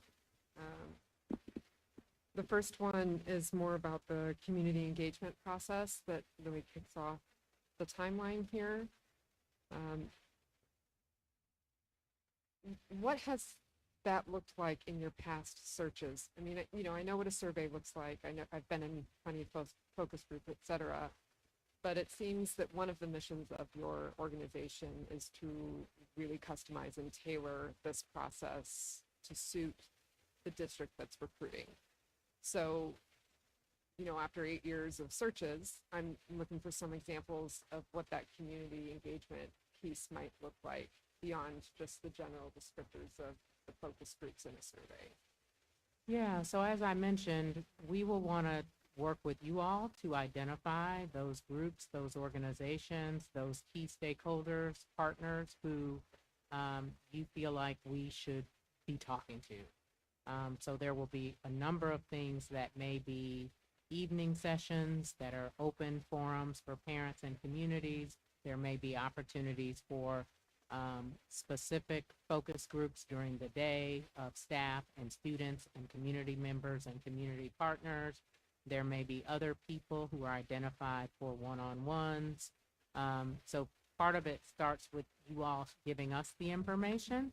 And then if there are places where we need to double down on, if there are places or communities where we need to make sure we're going to them as opposed to setting a central location and expecting people to come to us, we'd want to better understand where are the best ways to meet your stakeholders. Is 6 o'clock in the evening the best time for everybody? Do we need to have some morning sessions? So we just want to be really thoughtful in designing something that works best for your community. Okay, thank you. And one more question. When I'm looking at the timeline here on slide 18, it sounds like perhaps the timeline's more flexible than this slide would make it appear. But going from this slide, like the runway doesn't really seem that long to me. I mean, we've got April and May, and it's April 25th already for the stakeholder input phase. We're not really making a decision until May. So, my question was about the timeline and how feasible this timeline truly is, given the timeline that we're all actually working with. Yeah. So a typical search timeline for us is anywhere from 12 to 16 weeks. We are, but we know we're about to go into the summer. So we're going to need to think carefully about when that starts. So Madison, Wisconsin was an example of similar start time where we got the contract before the summer. And then we spent some time doing some of the community engagement, but did not really do the deep dive until folks returned back to school in September. And so then that really began the timeline. we were able to get to finalist stage by, I think it was early January, taking into account Thanksgiving, the winter holidays. So in that case, they were able to make decision in February. Okay, thank you. That was it for me. Thank you. Mr. Dombrowski? Thank you for being here tonight, Ms. Flowers. What really stood out in the RFP was the work plan that was cited. And what I found really transparent and which really spoke to me was the applicant tracking system and then monitoring the talent pool with the board. Because obviously if you're only getting maybe 3 to 4 candidates as a recommendation, you really don't know how wide that net was. You have no feel for how many candidates really wanted the job and how competitive it was. So could you just speak to kind of that applicant tracking system and monitoring that talent pool with us as, you know, final decision makers? Absolutely. So we use an applicant tracking system where people apply directly through that system. It is automatically linked to a number of free job posting sites. We will then come back and recommend a detailed list of additional educator-specific posting sites that are both local and national. So we'll be able to track the number of views of the position. We typically know within the first 2 to 3 weeks of posting what the interest is. And from there, we're using our recruiter to actively seek out candidates who may or may not be looking. Many of our employees have a number of years in education and have their own networks, so we're also using our own networks to generate leads as well as to reach out directly to candidates. So we typically know within the first 2 to 3 weeks what we're gauging on that interest level, and then we double down as needed. Board Member Rosenblum said we're always selling. Yep, we are always sourcing up until the moment the contract is signed, because anything could happen in a market for superintendent search. So we don't actually turn off the application. We're continuing to review and screen candidates all throughout the process because job seekers have options as well. And so we just want to be continuing to pound the pavement. Thank you. Mr. McGowan? First off, thank you for the presentation. Appreciate it there. And it, I ran on campaign of equity. So it's something, I ran on a campaign of equity. So it's important to me. It's kind of been a huge focus of the last 4 years of my life. So there are words mentioned anti-racism and anti-bias mitigation. Can you explain how that applies to you and what you guys are actually doing? Yeah, so again, for us, the foundation is clarity on the competencies first and foremost. We also have our own anti-bias training that we ensure that anyone who's interviewing candidates is a part of. That would include the board as well. Depending on the selection process steps that are designed with the board, if you are inviting a teacher panel, student panel, a support staff panel, a school administrator panel, each of those interview panels would also go through our anti-bias training in preparation for designing their interview questions as well. So we sort of want everyone to start with the same foundation on how this process is designed to mitigate bias, how you view evidence through the lens of its competencies, and then how you're looking for the evidence in your interview questions first and foremost. Being one of the largest school districts in the state, we're in a little bit of a unique situation because we're in the news often. I say that. We're in the news often. So our superintendent position is a little bit unique from other schools because it's almost identical to a PR relation position as well. So there's a lot of media time, media coverage, that kind of stuff. Not to say Dr. Small is amazing. I would just say an event adding adding that to our next superintendent would probably be something that would be beneficial to us as a district. Are there things in place with that kind of focus? And if there are, what kind?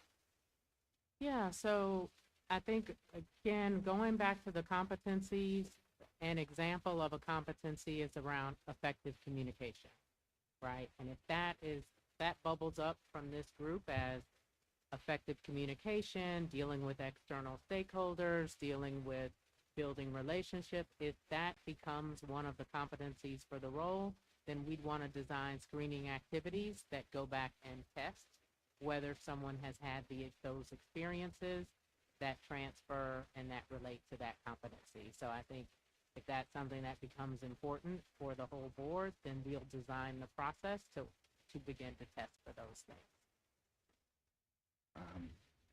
I'm almost done here. And then, again, 4 years here, skin in the game is important. It's something that's tossed around a lot. Sitting at the seat I'm sitting in, people would say you're a relatively new organization. What's going to set you apart from the veterans in your field? We are relatively new. We are based here in the Chicago area, so we have a lot of people on our team who are familiar with the area and would really be able to communicate and share all of the benefits of working with this district. I would also say, if you are looking for an organization that maybe does things a little differently, that thinks out of the box, that is open to innovation, I think you would find it in the Alma Advisory Group. We are HR professionals, have been working in the talent space. Many of us have cross-sector experience, and so we are open to new things and new ideas and willing to engage in a facilitated discussion with the board to figure out what's going to work best for you all. And last one, in the presentation, you mentioned the success over at Evanston High School Township District. Evanston is a considerably smaller district. Do we have anyone on our list that is more comparable to the 12,000 or so student district that? Yeah. So I would say size-wise, Eugene 4J in Eugene, Oregon is comparable size-wise. Everett, Massachusetts, outside of Boston, is also comparable size-wise. The others on this list are much larger in many ways. Durham is about 30,000 students in the community of backyard of Duke University, so a similar demographic area. And then, of course, we work in a lot of urban and suburban districts. So thank you. Thank you. I do have a couple of questions also. I think you touched upon the location of where your staff is, and that was kind of a concern that I had. So you have people here in Chicago then that would be working with us? Yeah, so our offices are on 53rd in Hyde Park. Monica Santana Rosen lives here in Chicago. We have another staff member who is in Madison, Wisconsin. And we have a couple of our behind the scenes team members who are also in the Chicago area. Okay, thank you. If you were to advertise the position, what publications would you promote the superintendent's search? So we would want to do some research and then come back to the board with a recommended list of posting sites for your approval. So we would start with a number of free sites that we always use, and then there are others that are targeted toward education that we would want to come back and get your approval on. There are many like Ed Week, Top School Jobs. There are others that are targeted toward administrators. Likely the state of Illinois has a site for job seekers in Illinois. We would also target some of the top schools of education, their job sites as well. What about the surveys or the meetings with some of the different groups that we have? Would some of it be in person, or would it be a general survey that can be sent out to people who cannot make a group? Yes, we'd want to do a combination of in-person options so that we can meet people directly. The survey would be electronic and we'd work together with the team here to get that on your website. We'd also want to make sure that it gets pushed out into homes in the best way possible, whether you all typically send things through some parent platform via text. We'd want to work with the communications team to make sure that we're getting it into the hands of families as widely as we can. For the in-person site visit, we'd want to work with the team to decide where those locations should be to create the environment for people to come to those.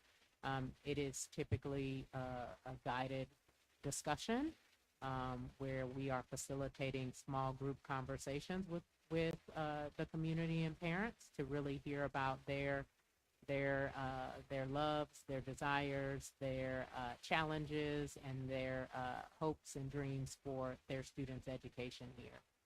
So we work together with you on that, and would want to hear from you where the best places are to meet parents. If virtual is still working and you want to offer some virtual sessions to be flexible, we would want to do that, as well as in person. Thank you. And the last question I have is cost. What type of cost are we looking at? So what does it encompass? Yeah, so you'll see in our proposal, we have outlined our price. We typically base our fees on 32% of base salary.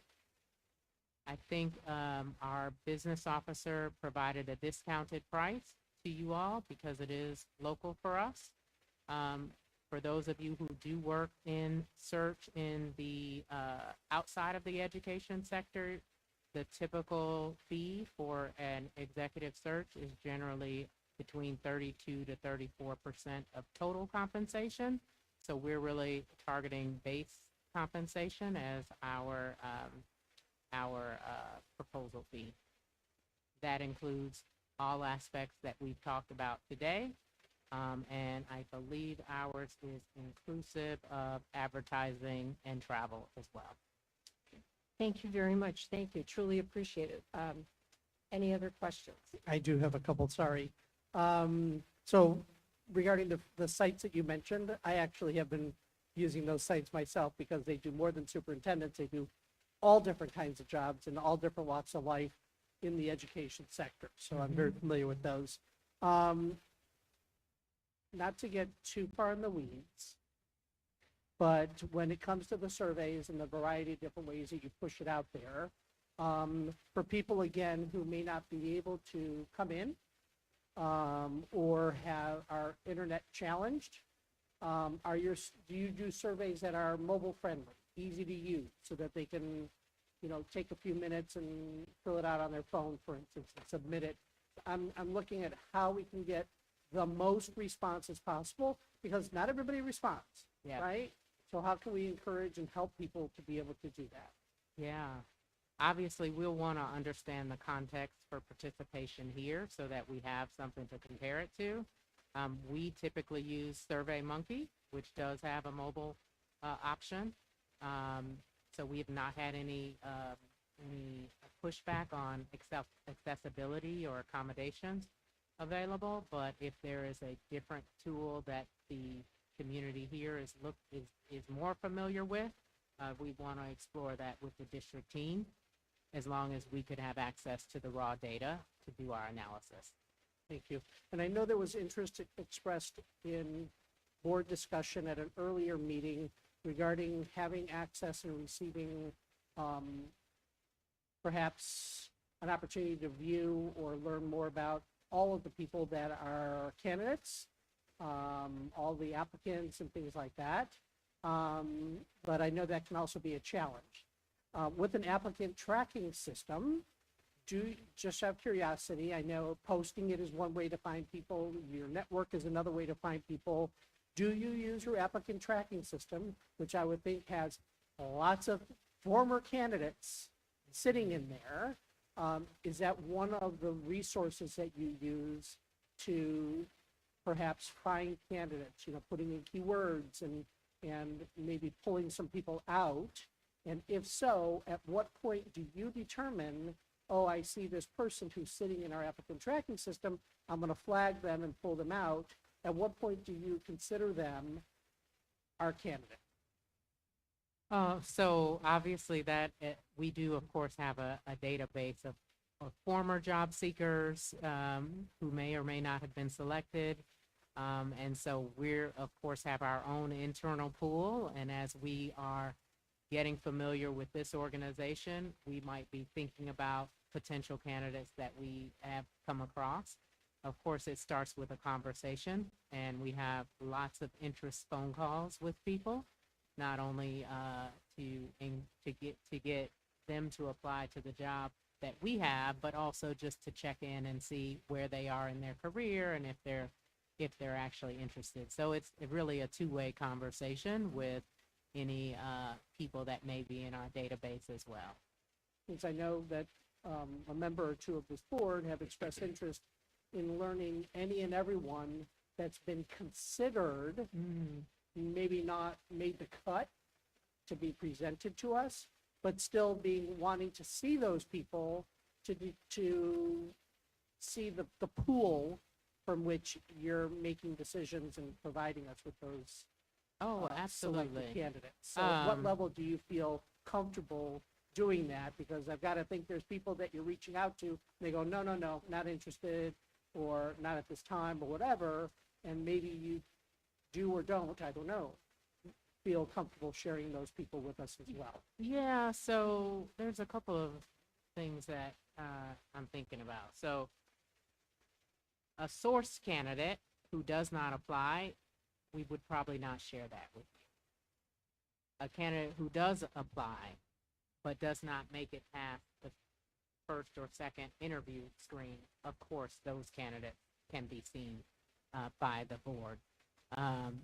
But a source candidate that is just in conversation, we would probably not share unless it was someone you recommended that we follow up with. So part of how we might engage with the board is getting the board to share this opportunity once it gets posted with their network. And you may have potential candidates that you know of that you want to refer to the search firm to follow up with to have the conversation.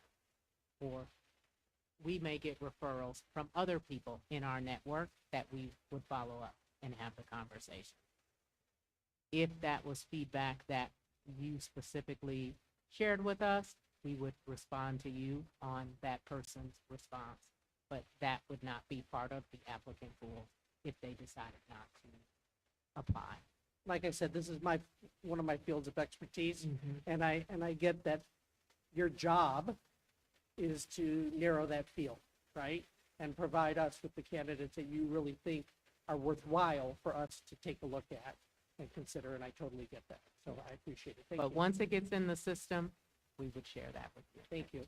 All right, thank you very much. So you have homework to get us some information, and then we'll share that. And again, thank you very, very much for being here this evening and giving of your time and giving us an amazing presentation. All right. Thank you so much for the opportunity, and we look forward to hearing from you. Thank you. Thank you. Have a good evening.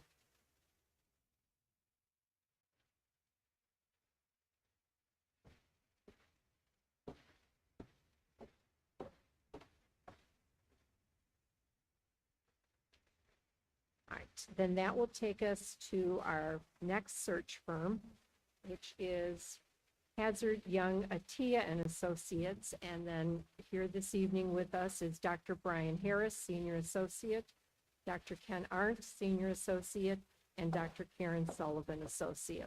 So please come on down. Thank you.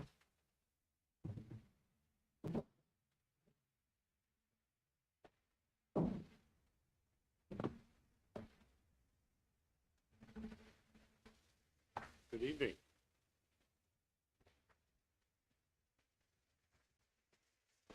Well, first and foremost, we thank you for having HYA here this evening to go through our proposal with you and share the details that we believe are critical on why HYA would be a great partner with your district.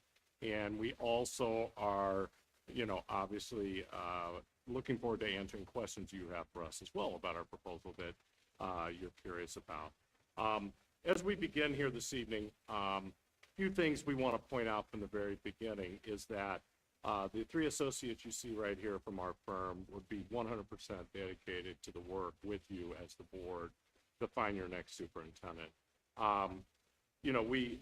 Another key aspect that we know is a critical of importance is the board communication. And we saw that in your RFP, and then followed other board conversations on this topic, and know that access to all information that we generate to the board, it's your serve. And we certainly are going to be providing that to you, and we will be sharing that with you this evening. And finally, I think we will see in our comments tonight as well, and hopefully you saw that in our proposal, we are confident we would bring an outstanding slate for this district for a lot of reasons, and we'd like to share that with you here this evening. There we go. This picture here that I selected when we were putting together the slide deck here this evening, I have to admit it caught my eye. It was on your Twitter X account, and it really resonated with me as I thought about the work here to find your next superintendent. I would edit that comment a little bit. It's not just about the school, but as a firm, we know that your district is high performing. You've done outstanding things for many, many years, 5 outstanding high schools. And we would look, your district's the nation's most envy to be in. And that's how we would approach this, sir, from our perspective, that we know we could have an outstanding slate for you. And so I would hope that when we're done with this, if we get the privilege to work with you, there'd be a tweet similar to this that would show the next superintendent. But I thought this particular picture was really a good way to start out. You do have an incredible responsibility, as this slide says. There's really 2 primary functions. One is to understand the stakeholders tonight, right? You're all elected officials. You want to hear to all constituents about and staff about what you want in your next superintendent. And the second thing is our responsibility is to find a leader that is the best match. And we will work endlessly to do that. And we're going to walk through that with you here this evening. So we'll just briefly introduce ourselves. You probably saw this in our profiles. All of us have a direct connection with High School District 211 in different ways. A little bit about myself, then I'll turn it over to my colleagues. Most of you are probably aware I'm retired superintendent from Barrington 220, your next door neighbor. I was there for 7 years as superintendent, retired 2 years ago. Happily retired, by the way. Enjoy doing the consulting work, but it's not an easy job. And certainly looking forward to help you, find your next superintendent. Prior to that, I was superintendent in Wheaton-Warrenville, another large unit district in DuPage County, nearly 20,000 students, big district, lots of schools, high schools, middle school, elementary. And prior to that, I was assistant superintendent for human resources in St. Charles. Had quite a bit of human resource background and experience in my roles there, and was a principal there as well. So excited to be here this evening, and since that retirement, been doing consulting work with HOA, and looking forward to the opportunity to work with you. Okay. Good evening. I'm Karen Sullivan, working here with HYA. I am a retired superintendent as well from Indian Prairie 204 in the Naperville, Aurora area, large unit district, about 28,000 students. I spent a good part of my career at Indian Prairie. My background, though, is in special education, and came up through those ranks. Actually worked for a special education cooperative for a number of years before joining Indian Prairie during their big growth years of 2,000 new students a year, way back in the 90s. Have been a building principal, assistant superintendent for human resources, assistant superintendent for curriculum instruction, and then finished my career as superintendent, retired as superintendent in 2020. Been working with HYA on mostly executive searches, along with searches for cabinet level positions and high school principals. Ken? And I'm Ken Arndt. I'm also a retired superintendent from Algonquin Dundee, District 300. And since then, I was the interim superintendent for Elgin U46, a charter school, Cambridge Lakes. And then last year, also I was served as the co-interim superintendent for District 214. And I'm a resident of Mount Prospect. So we know District 211 very well. In 214, we say 211 is like our brother and sister relationship. And we mean it sincerely. It's really a good partnership. So again, I appreciate having this opportunity to be with you this evening. And so what separates us from our competitors? Well, we've been in business now for 35 plus years. We're located in Arlington Heights. We've done over 1,600 superintendent searches during those years. We have 130 national-wide associates. We focus on the local aspect, but we also have national recruiting. So the three-person you're seeing tonight, if you select HYA, will be the persons that will be working with you from the beginning to the end. No one else. We pride ourselves on extensive community engagement. This is something that we have done for over 4 decades. We also encourage the boards to allow us to interview students. Students give us some of the most valuable insight in terms of who they want to see as their next school leader. We also use a very extensive survey, which is research-based. The questions are unbiased, and the survey that we use is available in English, it's obviously Spanish, and other languages, and you can easily do that using your cell phone. It takes 10 minutes.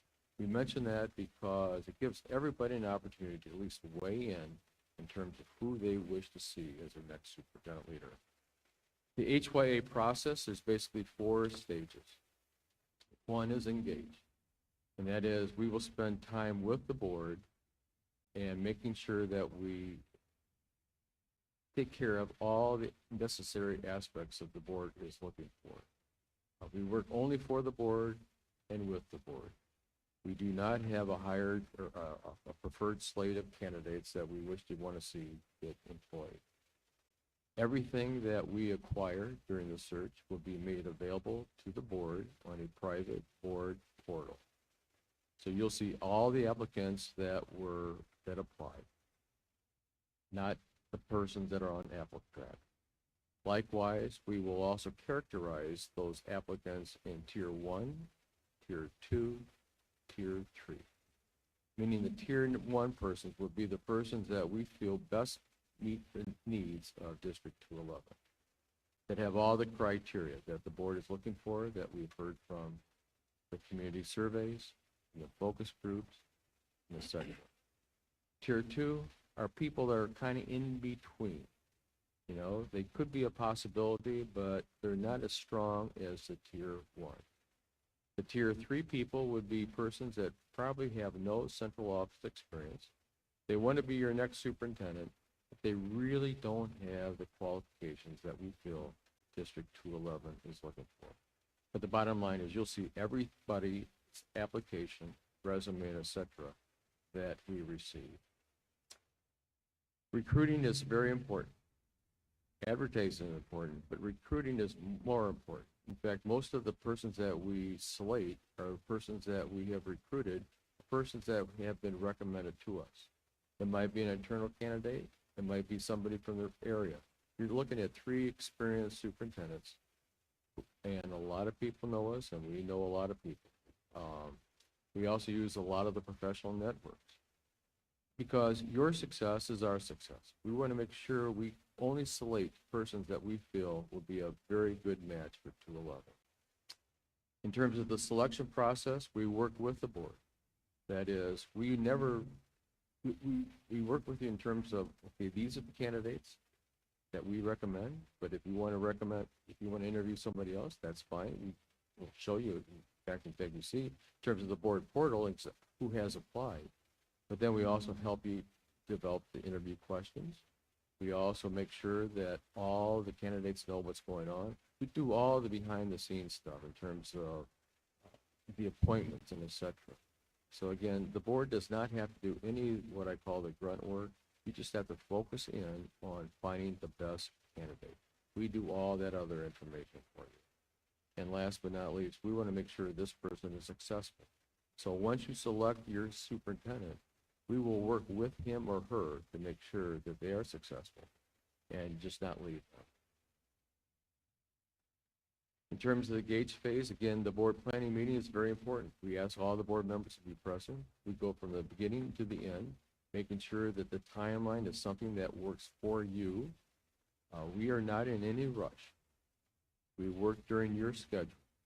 And a lot of times, especially during the holiday seasons, the board thinks that we can do all this, but a lot of things happen during the holiday period, especially during November, December. So we have to slow up a little bit. But again, you have a premier school district.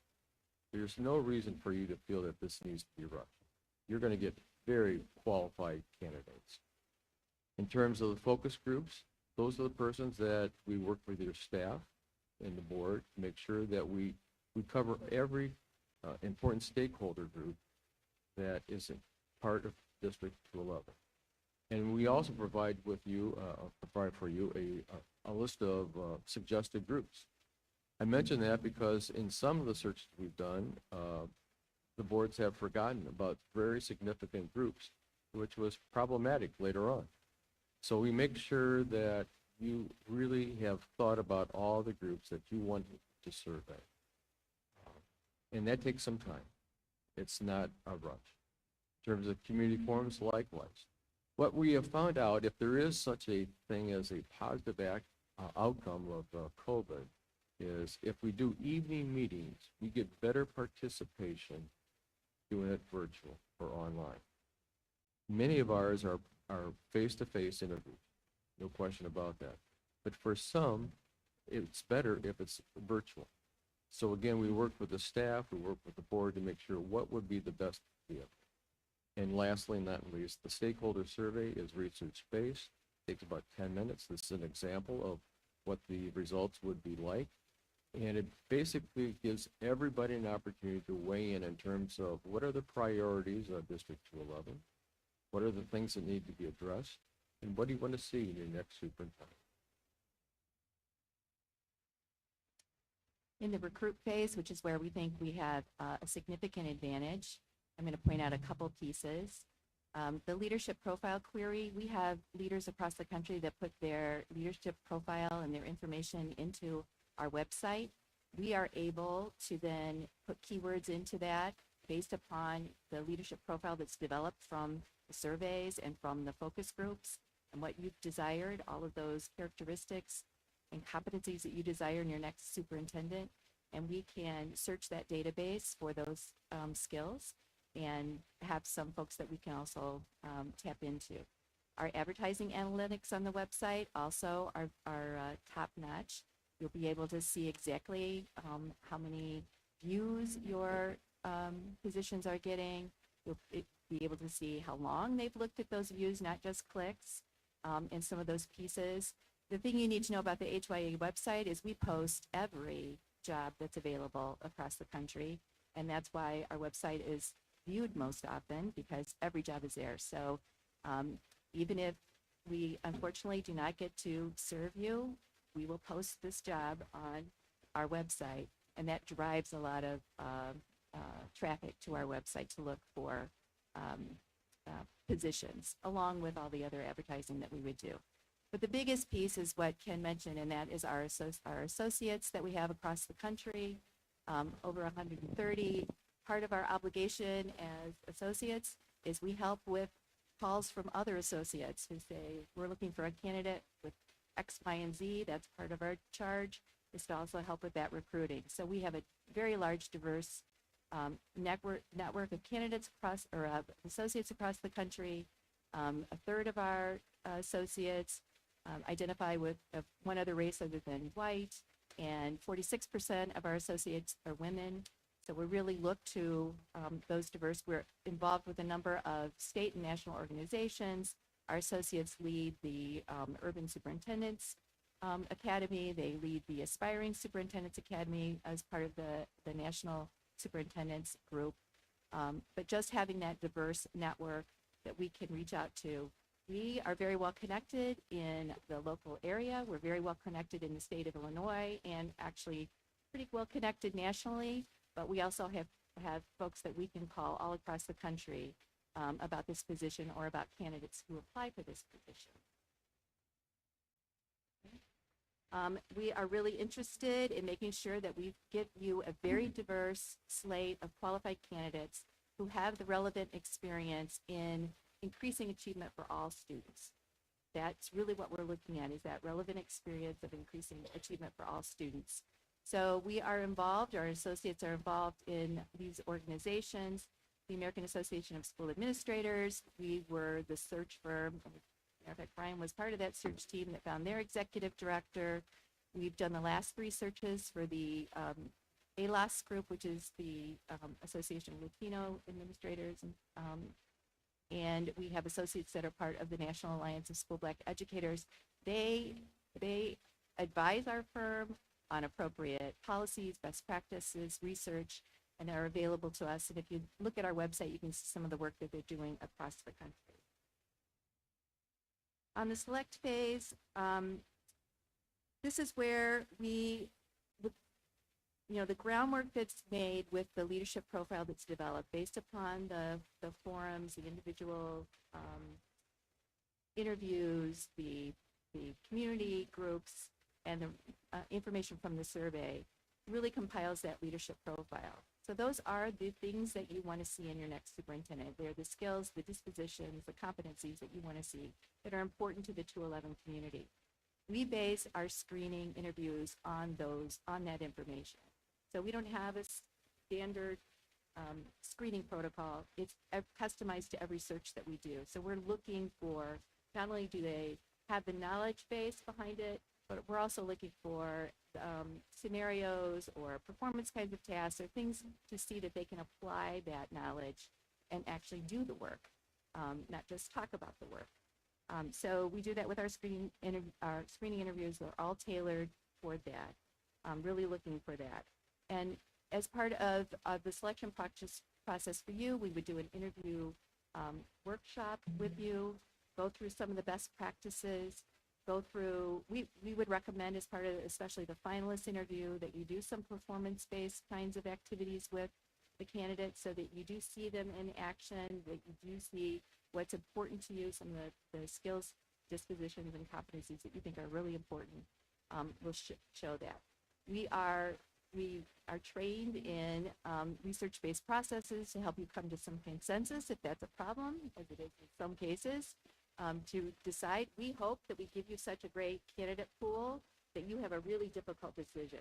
We feel like we've done our job if it's really difficult for you to choose, that there are many options for you. So we'll work with you on that. And then in the transition phase, we don't just leave you when we're done, when you've selected that person, but we'll meet after the superintendent has been selected with the superintendent, maybe board leadership, to really document and share what we've learned throughout the whole process with them, help them think about an entry plan. You have access to an HYA dashboard they can use for no cost through the transition process if the district chooses to do so. But as I had mentioned, we want this next superintendent to be as successful as what you've had these last number of years with Dr. Small, because that success is, our success as well. So as we wrap up here, I just want to highlight, a couple key items here. In our presentation, the blue rings around the slides, that's the difference with HYA, and I want to reemphasize just a couple of them. First of all, we believe we have a competitive advantage. We've been doing this a long time. You have 3 experienced people here that know 211 well, but also have a national footprint as well. So it's certainly a significant advantage. Our fee is all in. It's priced to be appropriate for the work that's going to be done. We're all local. We don't travel. And so therefore, we have research-based surveys. We have a lot of resources that are already prepared. to use as guides. It's not, canned, but we will customize as the board wishes. Our portal sets us apart. You will see everything, and you will have 24/7 access to that. It's a secure login for each one of you, and you will see all documents, all applicants, everything that's created, including this slide deck and the proposal itself and everything from that point forward. Our survey, I want to emphasize that again, research-based survey, we've used it in hundreds, thousands of superintendent searches. We know it's based on significant, successful leadership qualities. And finally, I can't emphasize enough, we know the High School District 211, multiple communities, 5 outstanding high schools. You want to make sure we touch with all of them. And so all of us are very aware of that, and certainly want to work with the board to be able to determine how we can engage as many people as possible in the community in this process. We look forward, hopefully, with the opportunity to work for you, and at this point, we'll answer any questions that you have for us. Thank you. I'm going to start at this end then. Mr. McGowan, any questions? I do. I would say 4 or 5 years now, equity, again, I'm the equity guy, in case you missed it. It's been a very serious conversation and a very serious science. You guys have existed well before these types of conversations are happening. So what have we implemented or included in your culture, your servants to actually take on this new initiative? Because I feel like it's a more bigger point the last 5 years than in historical time. What exactly have you guys implemented, adapted, or changed to kind of adjust to meet this new need? Sorry, I can't hear you. I couldn't hear that either. I'm sorry. Come on. Couldn't hear you Hey, very well. hey, me, can you Apologize. turn me up in the headphones? Appreciate you. Sorry. So equity has become a huge topic of discussion for not only education, but corporations as well. So you guys have existed long before this conversation started taking place, in my opinion, seriously the last couple of years. What have you guys implemented or included in your actual company culture, structure, and recruiting process that kind of meets with this new initiative, if you will? Well, I think I agree with you that it is, when you say the last 4 or 5 years, I know in our district, we started this work well back before that, hired a director of equity back in 2014, and have shepherded that work. Some of that is really based upon, like I mentioned before, we get advice and guidance from some of our equity leadership, and most of that is related to some things that we've talked about in terms of really looking at basing our screening and our interviews on that leadership profile and the skills, dispositions, competencies that you want to see, and sticking to that is a way to eliminate bias. Some search firms do videos, and we don't do videos. We adamantly oppose that because that has been shown by research to inherently bring bias into the process.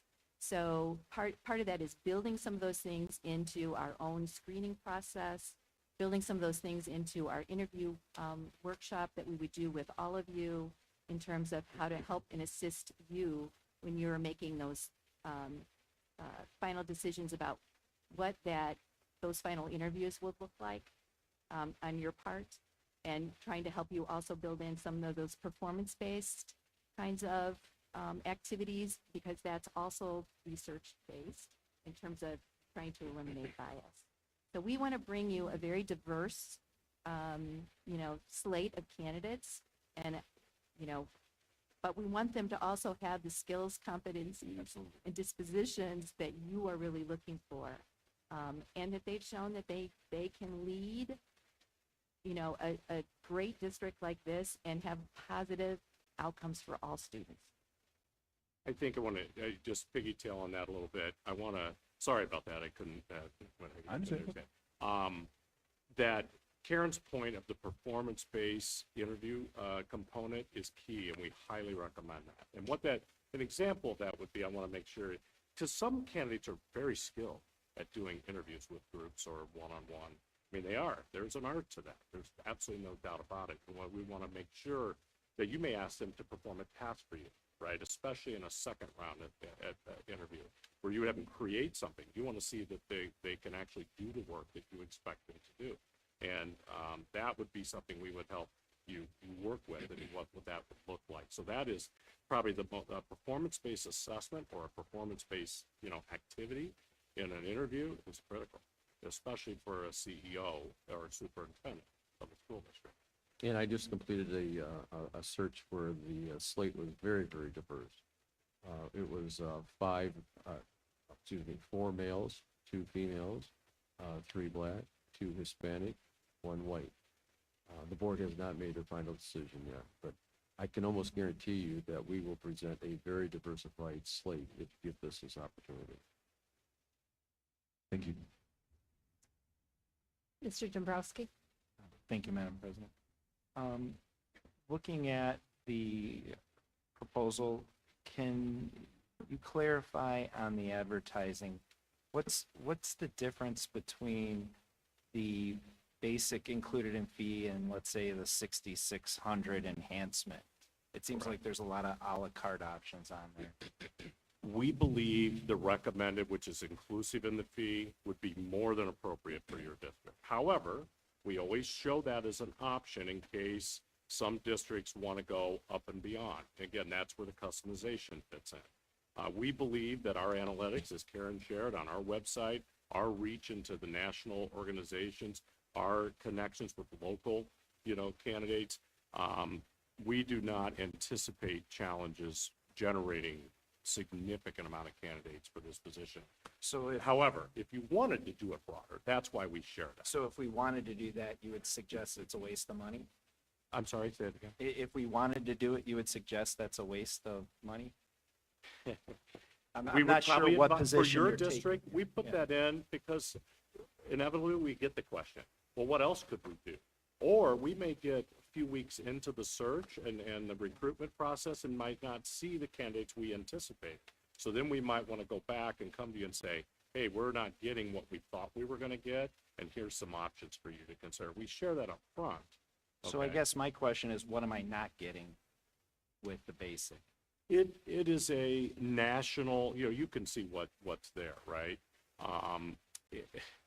We believe our service is appropriate. However, we do searches with, Los Angeles, right? We do searches with small rural districts and everything in between. And so sometimes some places need additional resources beyond a suburban district like yours, okay? Our standard service clearly is the right fit right for your district, is what we're saying. That's why we would not see. If I can add, the last 3 searches that I have done, the boards have not selected a national advertising campaign because it's so expensive. And really, it's not necessary because the cost is going to be your traditional print media, and that's not how most searches are being done anymore. It's mostly all recruiting and online. Okay.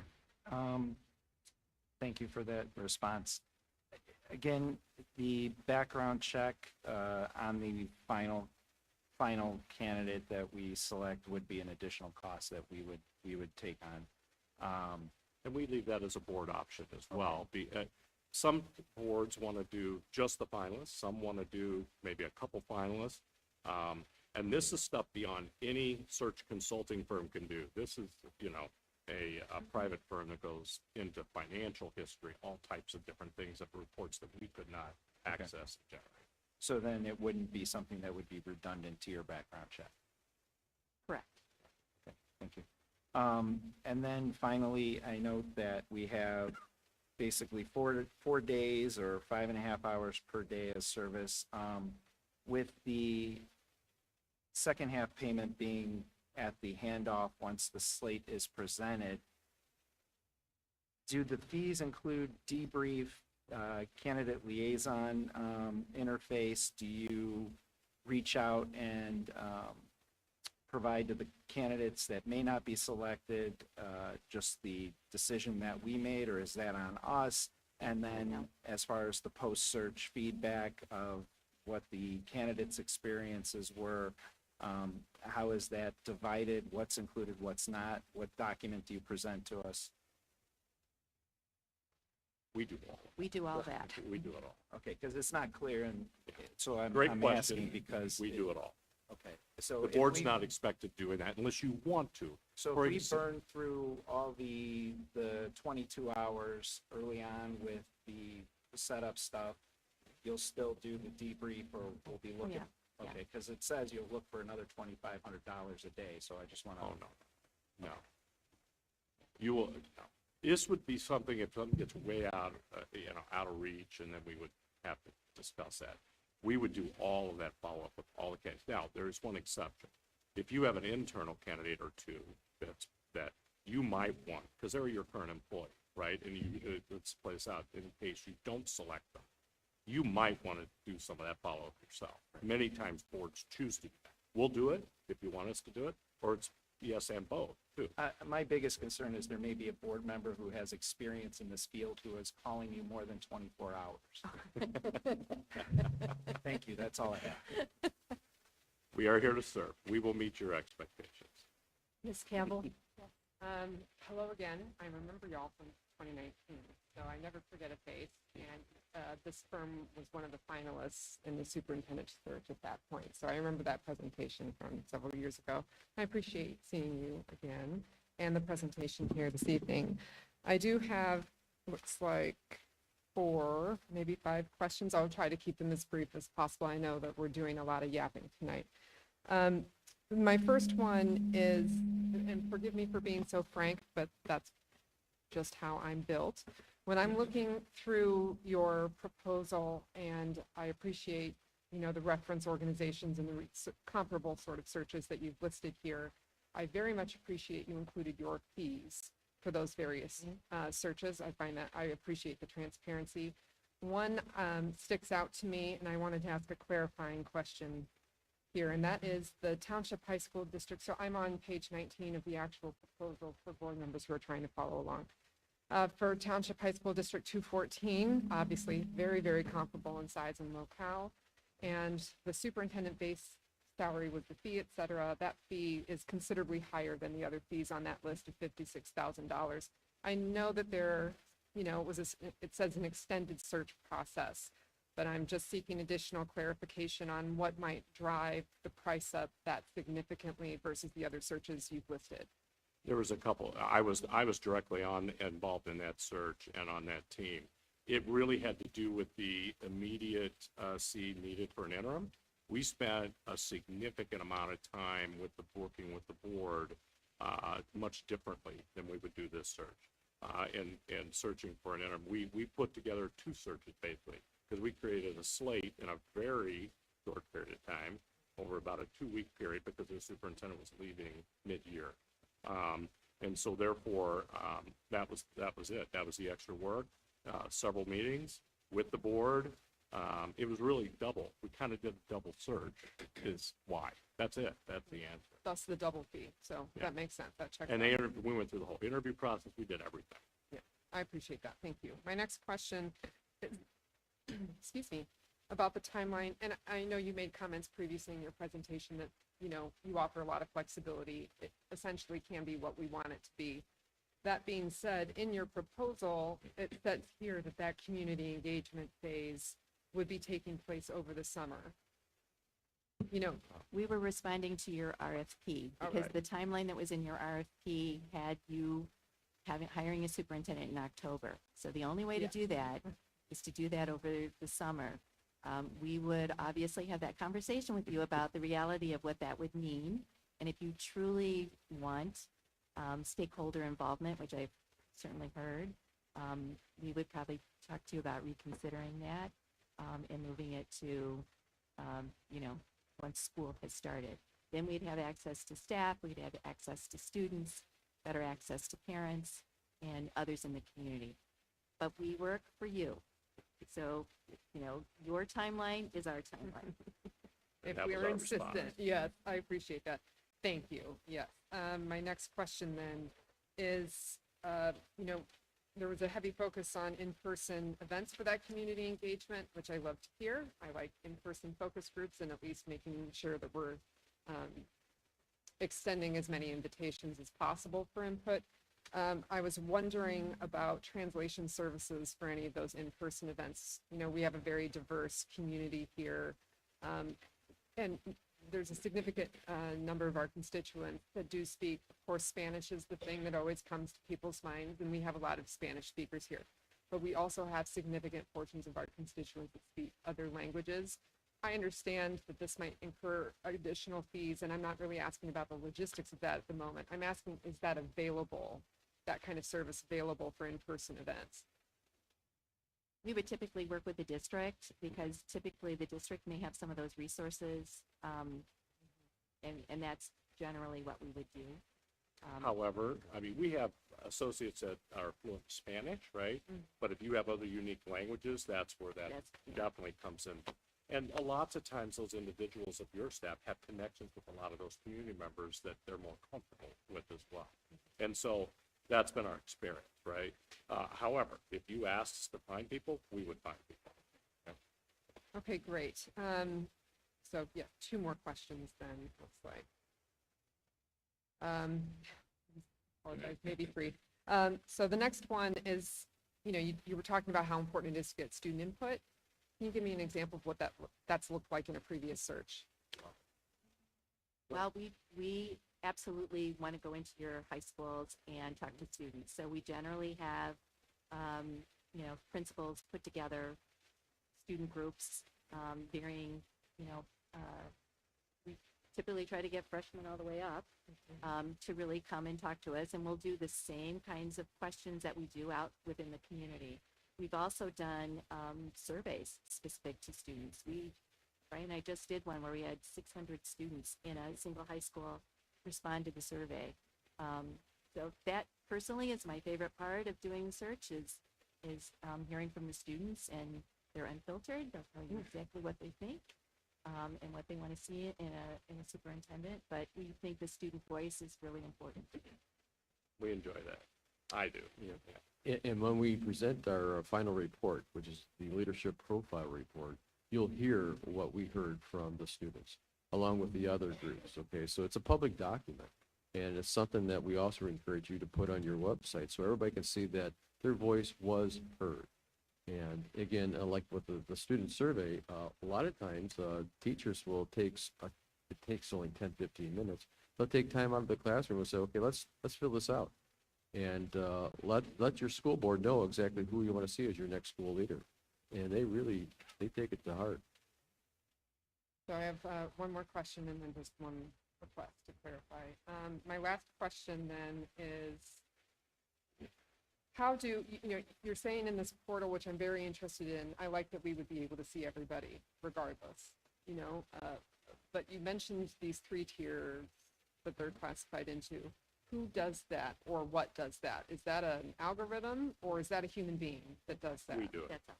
Human being does And we would have discussions, and we don't always maybe agree. You know, we'll have to have a thorough discussion between the 3 of us to see where those fall. And each of us also talk to different references, right? We on and off the resume. So we may, you know, Ken may be talking to somebody that knows a particular candidate in a different way than the rest, and Karen and I would, and things like that. So we would tell you why they were in different buckets. Okay, you know, your tier 2 people, okay, we would tell you why they're in tier 2, and then tier 3, many times they're just flat out not qualified, right? And sometimes that's the case. They don't have the expectations that you require. Okay. So let me also add that when we present our slate, we will give you an executive summary, a 1-page executive summary of why we think this is a person you need to interview that would be a good fit for 211. And we'll also include, this is what we heard about their candidacy, this is their background, this is their experience, this is why we feel that they're strongly qualified. Because you're very busy people, and after a while, you're going to see all this documentation. You just want to have an executive summary, and that's what we'll give you. Thank you. So my last, I have a request, and that is, you were talking about your commitment to diversity and equity in producing diverse candidate pools, which would therefore necessitate, you know, having diverse applicants in the first place throughout your networks. So I appreciate all that. I would like to see the specific diversity statistics, you know, the protected class groups, like the diversity statistics. So we've got, ethnicity, gender, et cetera, the typical ones, for two comparable school districts past searches, if that makes sense. It's late. Yeah, not necessarily the slate, although whatever you want to give us, I'm sure we'd be interested in. I'm interested in the diversity statistics of a candidate pool, of who applied for the job in general. I don't need to know the specifics of who applied for the job. I'm not looking for private details, but I'm looking for, in a past search, for example, let's say 214, in your overall pool of everyone who applied for the job, can I have the diversity statistics associated with that pool? Our office does collect that information. I figured it's in there somewhere. It's just a matter of asking for it. And so I know, you've got a long record, lots of searches, et cetera. I'm not asking for a search, but I'm It looks asking different from the 90s than it does, yeah, 2020. I would like to see two, from two comparable searches. And comparable can be, the area, comparable in size perhaps, and location would be my preference, but I'm open to whatever comparable might mean to the recruiting profession. We should be able to get that to you very soon. Okay, thank you. And if that's clear, if you would send it to myself or to Mary Sue Casey, and then we'll distribute that to the board then. Great. That's it for me. I appreciate your time. Thank you. Mr. Rosenblum? Thank you for your presentation. Not necessarily that you took advantage of it, but there's certainly advantages to going second and to hear some of our questions and some of the information that's been shared with us to be able to attack on. So I appreciate that as well.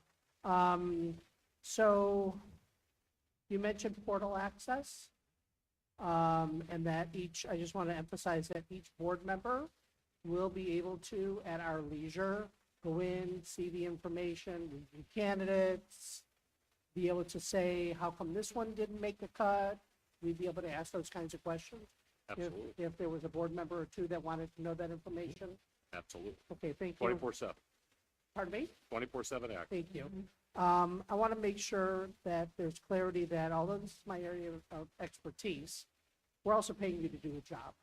And I would not come to your office and want to sit there and do recruiting with you, so please don't expect that, because that's not, that's what we're paying you to do. And I'm glad that you also realize that you're working for us, and that's very important. I also wanted to point out, appreciate your mention of the price match in your proposal. So from a comparable perspective, that's very worthwhile.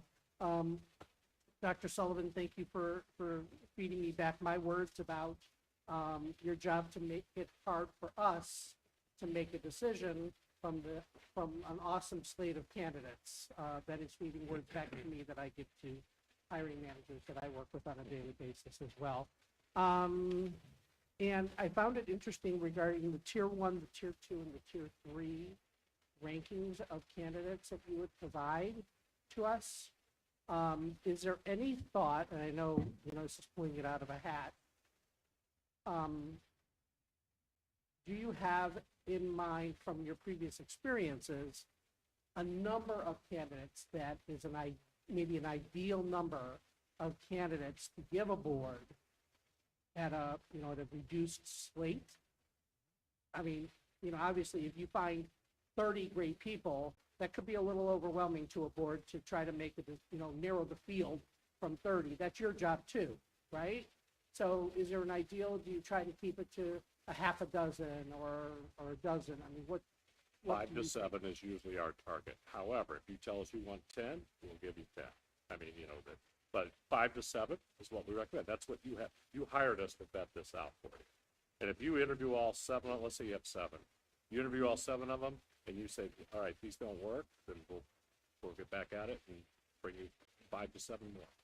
And do you also support us if we have an internal candidate? Do you also support us from a recruiting perspective with regards to that? We would talk through that. What we typically recommend is if we go through the process, because we don't know all your internal people, and we would run them through the same vetting that we would do for external people. Thank you very much. Mr. Bradley? Yeah, thank you. Thank you for an informative presentation. I really appreciate it. I have 2, maybe 3 questions if there's a follow-up. So my first one would be on your presentation, if we can go to page 9. In there, you talked about how you've been around and you've been able to research some of the nation's top equity educational professionals. They're associates within HYA. Yeah, so I know we didn't talk about that, but is there a breakdown of that we can have as far as an informational piece for us to have a look at? A breakdown of, Well, you said you have equity professionals, so is that you're training to your staff, correct? of the HYA associates, members Yeah. of our that are associates that work for HYA. HYA has Yes. nation's top equity education. A number of our associates are on, like, example, board of directors for these associations, but they also work as a consultant for HYA. They will do training sessions with us. They send it out and they advise us and train us, on the latest best practice. Would you like names? Do you want? No, it was Okay. just a little misleading to me. It sounds like you have a number of people of color within your firm in those positions, is how I read it. We don't, they're associates like us. They're associates like us. Yes. So I think I mentioned about a third, 33% of Okay. our associates identify with a race other, one race, at least one race other than white, and 46% are women. Perfect, thank you. And then also on that same page, you have a link where it said example of equity interview questions. And if you don't Did your mind, I link not clicked work? on that link.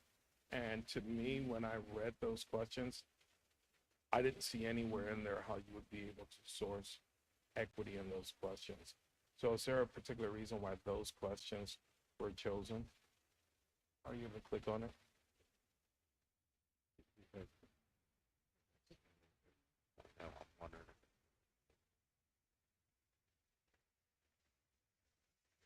I would prefer to vet that out and send it to you, to make sure it's the right one, okay?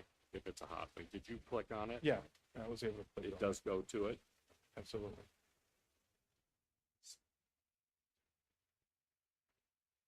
I don't want to misspeak and what I think it is.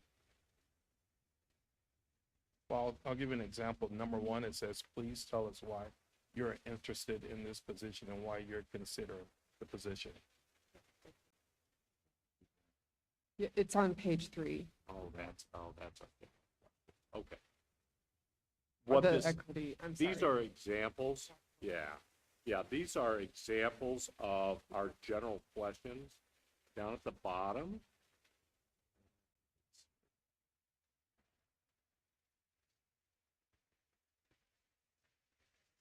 We have shown you examples of other districts where that was a expectation, and we, with, I believe it's Sioux City, if I'm not mistaken here, and some of the particular questions where they went through and controlled for equity and bias and things like that. So that's what it's an example. It's toward the bottom. Okay, and then this is a comprehensive document here that has a lot of stuff. And finally, as you understand, we do have a lot of success here in our district and a lot of extremely smart individuals that work here. So we may have qualified people that may not have a diverse background, but definitely believes in equity and inclusion. So how do you allow them to come into this interview process when everyone and us are talking about equity and understand that they might be the right candidate? So these are internal candidates for Yes. either. So we treat all the internal candidates just like any external. And if the board wants to interview an internal candidate because they are an internal candidate, that is your call. But again, we treat everybody alike, and so they get the same questions. And likewise, as previously, if the board says, you know what, I don't think she or he's ready yet, we give them professional advice in terms of how the board viewed their interview response, because that's how they can get better, and that's how they can improve. So again, we treat everybody alike. And it's a very good question, because a lot of times the board say, you know what, she or he, they're really a great employee. I don't know if they're really ready to be a superintendent yet, but we need to give him or her a shot to see whether or not they have the capability. And so that would be your call. And again, we would advise the board or the candidate, okay, this is what you need to work on based upon our screening interview. Because a lot of times they are not familiar at all working or doing an interview with the board. They're very knowledgeable in working with other educators or principals or whatever, but interviewing with the board is a completely different situation that many very qualified educators really are not familiar with. I think I just want to say, as we said before, I think really sticking to what are the skills, dispositions, competencies that you want to see in this next leader. You treat everyone the same way. So you're looking for those same skills. So you're looking for someone who is an equity-focused leader. If that's a quality that you really want to see in your next leader, those are the kinds of things you're going to look for. Thank you. Ms. Barron, any questions?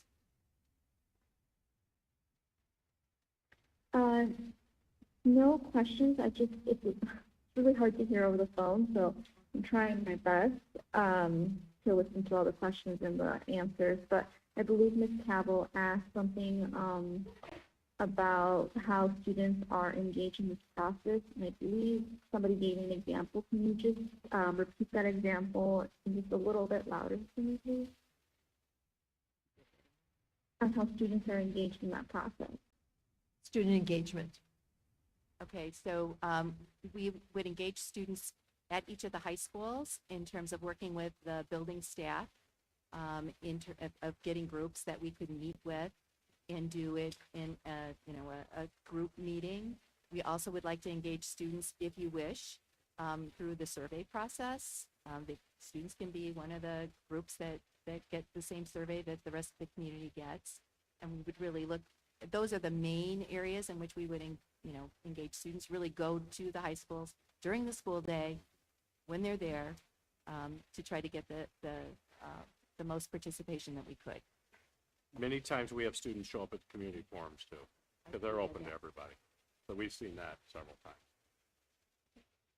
Any other questions, Ms. Barron? No, that's it for me. Thank you so much for coming to present to the board tonight. Thank you. I think you've answered the questions that I had previously about the cost and about people being in the area, so I thank you very much. I know my colleagues had some very good questions, and we're looking forward to some more information. And again, thank you for being here. Dr. Harris, Dr.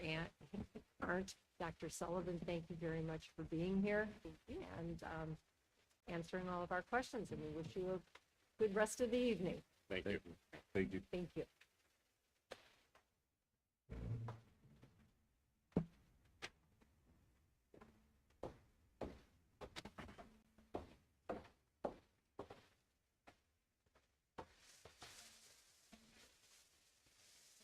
We have a few more items of business here.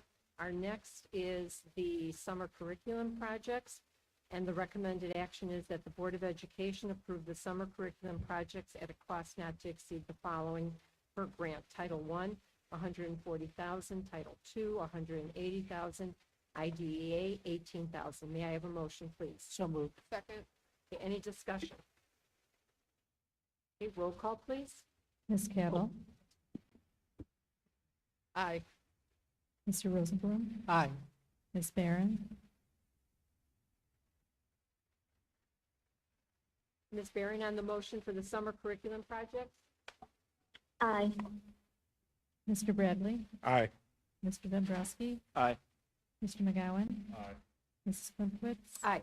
The motion carries. The next is, the recommended action is that the Board of Education extend the current contract for Health Check 360 as its wellness program provider on an annual basis for a 3-year term. May I have a motion, please? So moved. Second. Okay. Dr. Small? District 211 assists with the health of our employees by providing annual physical wellness screenings. These screenings have allowed our employees to receive individualized information on a yearly basis to prompt early identification for potential issues. Tonight's recommendation is to extend the current contract with Health Check 360 for an additional 3-year term. Any questions? Okay. Roll call, please. Mr. Bradley? Aye. Mr. Dombrowski? Aye. Mr. McGowan? Aye. Mr. Rosenblum. Aye. Ms. Cavill. Aye. Ms. Barron. Aye. Mrs. Klinowitz. Aye, the motion carries. The next item is the multifunctional devices and related services. The recommended action is that the Board of Education approve Proven IT as the district supplier of multifunctional devices at the purchase price of $458,288 and related services of approximately $7,500 per month, and authorize the superintendent or designee to enter into contract for the purchase of new equipment and 4 years of related service. May I have a motion, please? So moved. Second. Dr. Small? This is a recommendation for the replacement of our current multifunctional devices. Any questions? Roll call, please. Mr. Bradley. Aye. Mr. Dombrowski. Aye. Mr. McGowan. Aye. Mr. Rosenblum. Aye. Ms. Cavill. Aye. Ms. Barron. Aye. Mrs. Klinowitz. Aye, motion carries. The next item is the recommended action is that the Board of Education approve the recommendation to select visual imaging photography, VIP, for the student photography for the 2024, 2025, 2025, 2026, and 2026, 2027 school years as recommended by the selection committee. May I have a motion, please? So moved. Second. Dr. Small? Student photography services include student portraits, yearbook photography, staff photography, special event photography, and student and staff ID cards. The district does not incur associated cost with student photography services, but rather provides the recommended vendor as a service for students and their families. A selection committee, including athletic directors, yearbook sponsors, and the director of athletics and activities, reviews proposals and attends presentations from companies interested in providing photography services to our district. The selection committee is recommending VIP for student photography for the next 3 years. Any questions? I do have one, Madam President. How long has VIP been a vendor of ours, and have we had any other companies bid for that role? There were other companies that bid for this. VIP was a vendor for us previous to the vendor that held the current contract that just ended. Thank you. Madam President, I don't support this recommendation based on the November 2019 VIP incident that occurred and just the fallout of providing VIP access to our students and buildings to photograph our students. Any other comments or questions? All right, may I have a roll call, please? Mr. Bradley. No. Mr. Dombrowski. No. Mr. McGowan. Aye. Mr. Rosenblum. No. Ms. Cavill. No. Ms. Barron.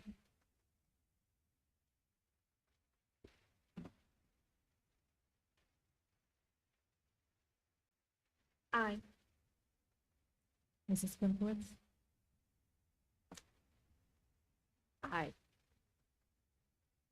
Could you repeat how Ms. Cavill voted? No. Okay, then the motion fails. What happens at this point now? We go back to the vendors? Do we have a deadline on this? Well, we go back to the selection committee and see if they want to pull a second one, or we go out to RFP again. All right, can you give me some feedback? Can you give Dr. Small some feedback as to why you voted no? Again, I'd cite the November 2019 incident. All right, which was a number of years ago, and okay.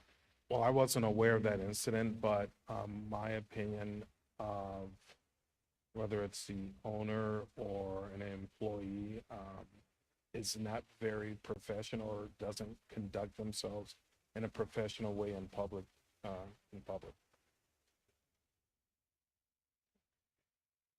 Any other feedback? I also have concerns over that incident that occurred. I remember it very well. And also some of the the challenges that our families had in the past with regards to their interactions with the service.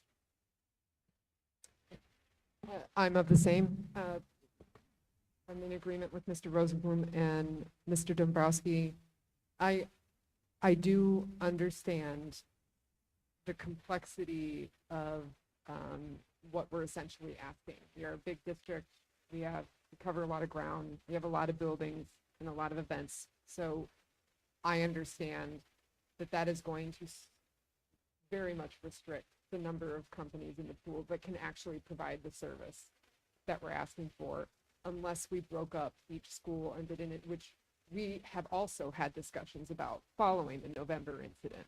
Okay, so, you know, versions of this board have had that conversation too about how, and the conclusion that the board at that time reached was that fiscally it would make no sense to do that.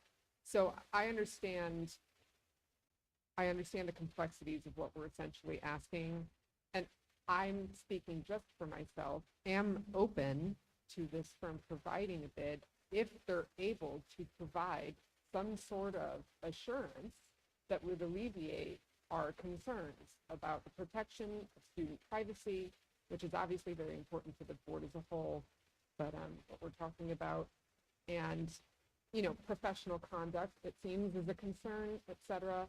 So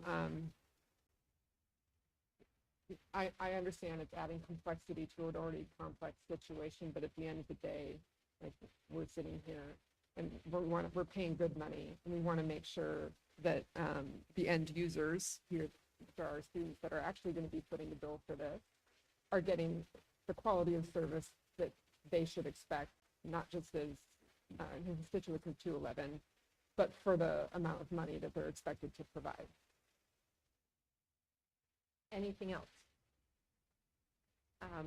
I would ask maybe Mr. Bradley if you could share with Dr. Small after the meeting a little bit more information as to the situation that is concerning you. Sure, that's fair. And I'm also in agreement with Ms. Cabell's statement. Okay, so if they come back with something that states their professional conduct and ways that they would protect student privacy and any other activities that they would do to make sure that there's no issues of inappropriate photographs or things of that nature, you might consider them. Yeah, absolutely. And he's representing the district, and he has to be able to conduct himself in a manner like we all should when we're not here at this table. Okay. Thank you. Does that help clarify anything for you, Dr. Small? We will go back to the committee and the RFPs. The committee can give you details as to why they did not prefer the quality or the product that was produced for us from other committees that presented and other companies that we've dealt with. All right, Dr. Small, can you just clarify on the committee making the recommendation? Are parents or students involved in that committee, or is it strictly administrative staff? It is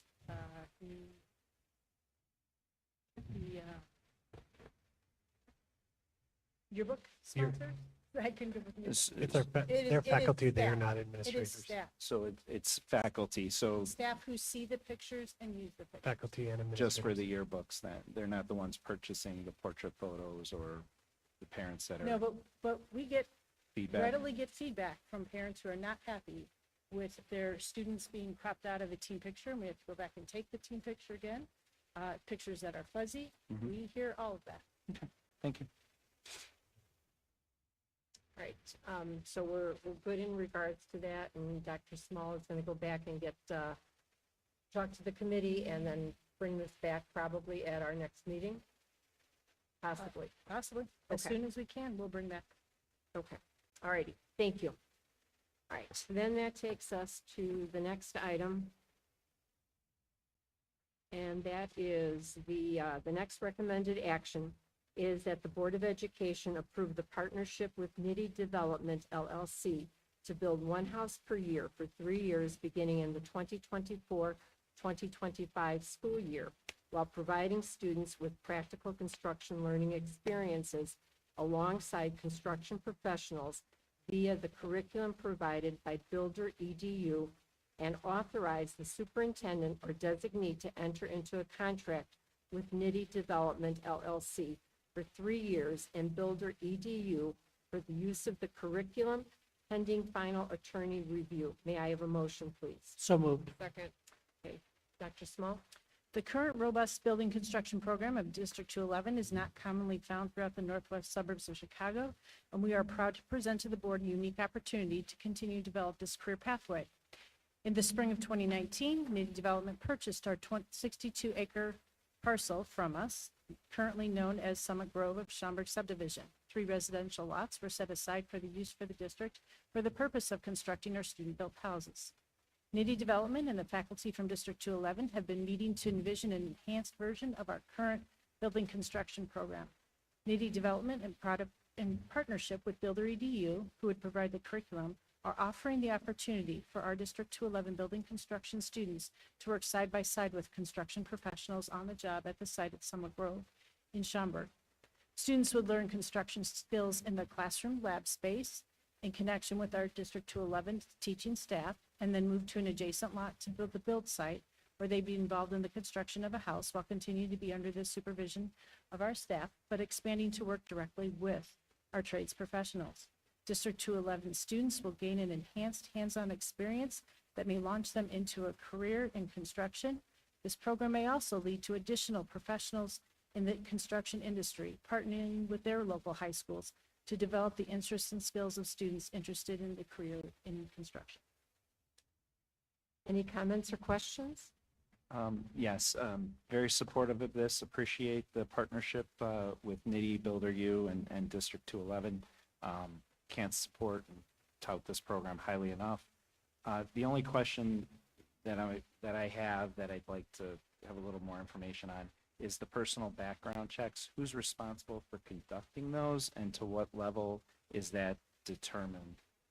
So in the partnership agreement, Nitty will ensure that we have connections with all the people who have connections to kids, and they will go through our background checks that we normally do. So it's responsibility in both ends. Okay, thank you. Any other questions? No, I also appreciate Nitty Development coming through with the discussions that were conducted during their consideration and purchase of the property.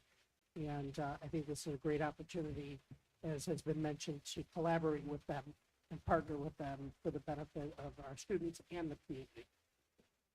Okay. Any other questions or comments? Okay, Thank- roll call, please. Just a thank you. Oh, I apologize. Just a thank you. It was a great program, and it just got a lot better with the disappearing of trade schools. I think it's essential that the kids have real world experience versus being taught something versus theory and application is usually 2 different things in any field. So having a professional, hands-on professional, I think is going to elevate the program a lot. So thank you.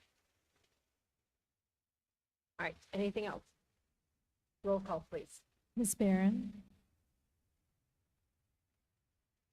Aye. Ms. Cabell? Aye. Mr. McGowan? Aye. Mr. Bradley? Aye. Mr. Rosenblum? Aye. Mr. Dombrowski? Aye. Mrs. Wentworth? Aye, motion carries. And Mr. Nitty, thank you so much for staying at this late hour and being here with us. And we do really appreciate the partnership. I think it's amazing. It benefits our students. It benefits our community. And I think you and your employees will get a lot of benefit out of being with our students, because everybody is always learning. So again, thank you very, very much. Mr. McKenzie's also here, who's also a part of this partnership. Well, Thank- welcome. And thank you thank as you well. also for staying. And also for being part of our community. All right. All right, that'll take us to the next item, which is potential topics for future discussion. I did not have anybody call me or anything. Okay, all right, so we'll move on. That will take us to our committee reports, NSSCO. You have that in your board package. It's the Timber Ridge, the continuous improvement plan, and Timber Ridge is for our kids who have behavioral issues. I'd also like to point out that NSSEO is exploring companies to assist with developing a strategic plan and then incorporating the facilities planning in that. So we will be meeting with several companies this coming Monday to take a look at which one, selecting a company to be able to help us with the strategic planning. So I'll have more on that at the next month. All right, then that takes us to Community and Family Services report. And Ms. Barron, do you have anything to report? No, I don't have anything to report at this time. Okay, thank you. The next is the District 211 Foundation report. We did meet. The focus is continuing on the structure of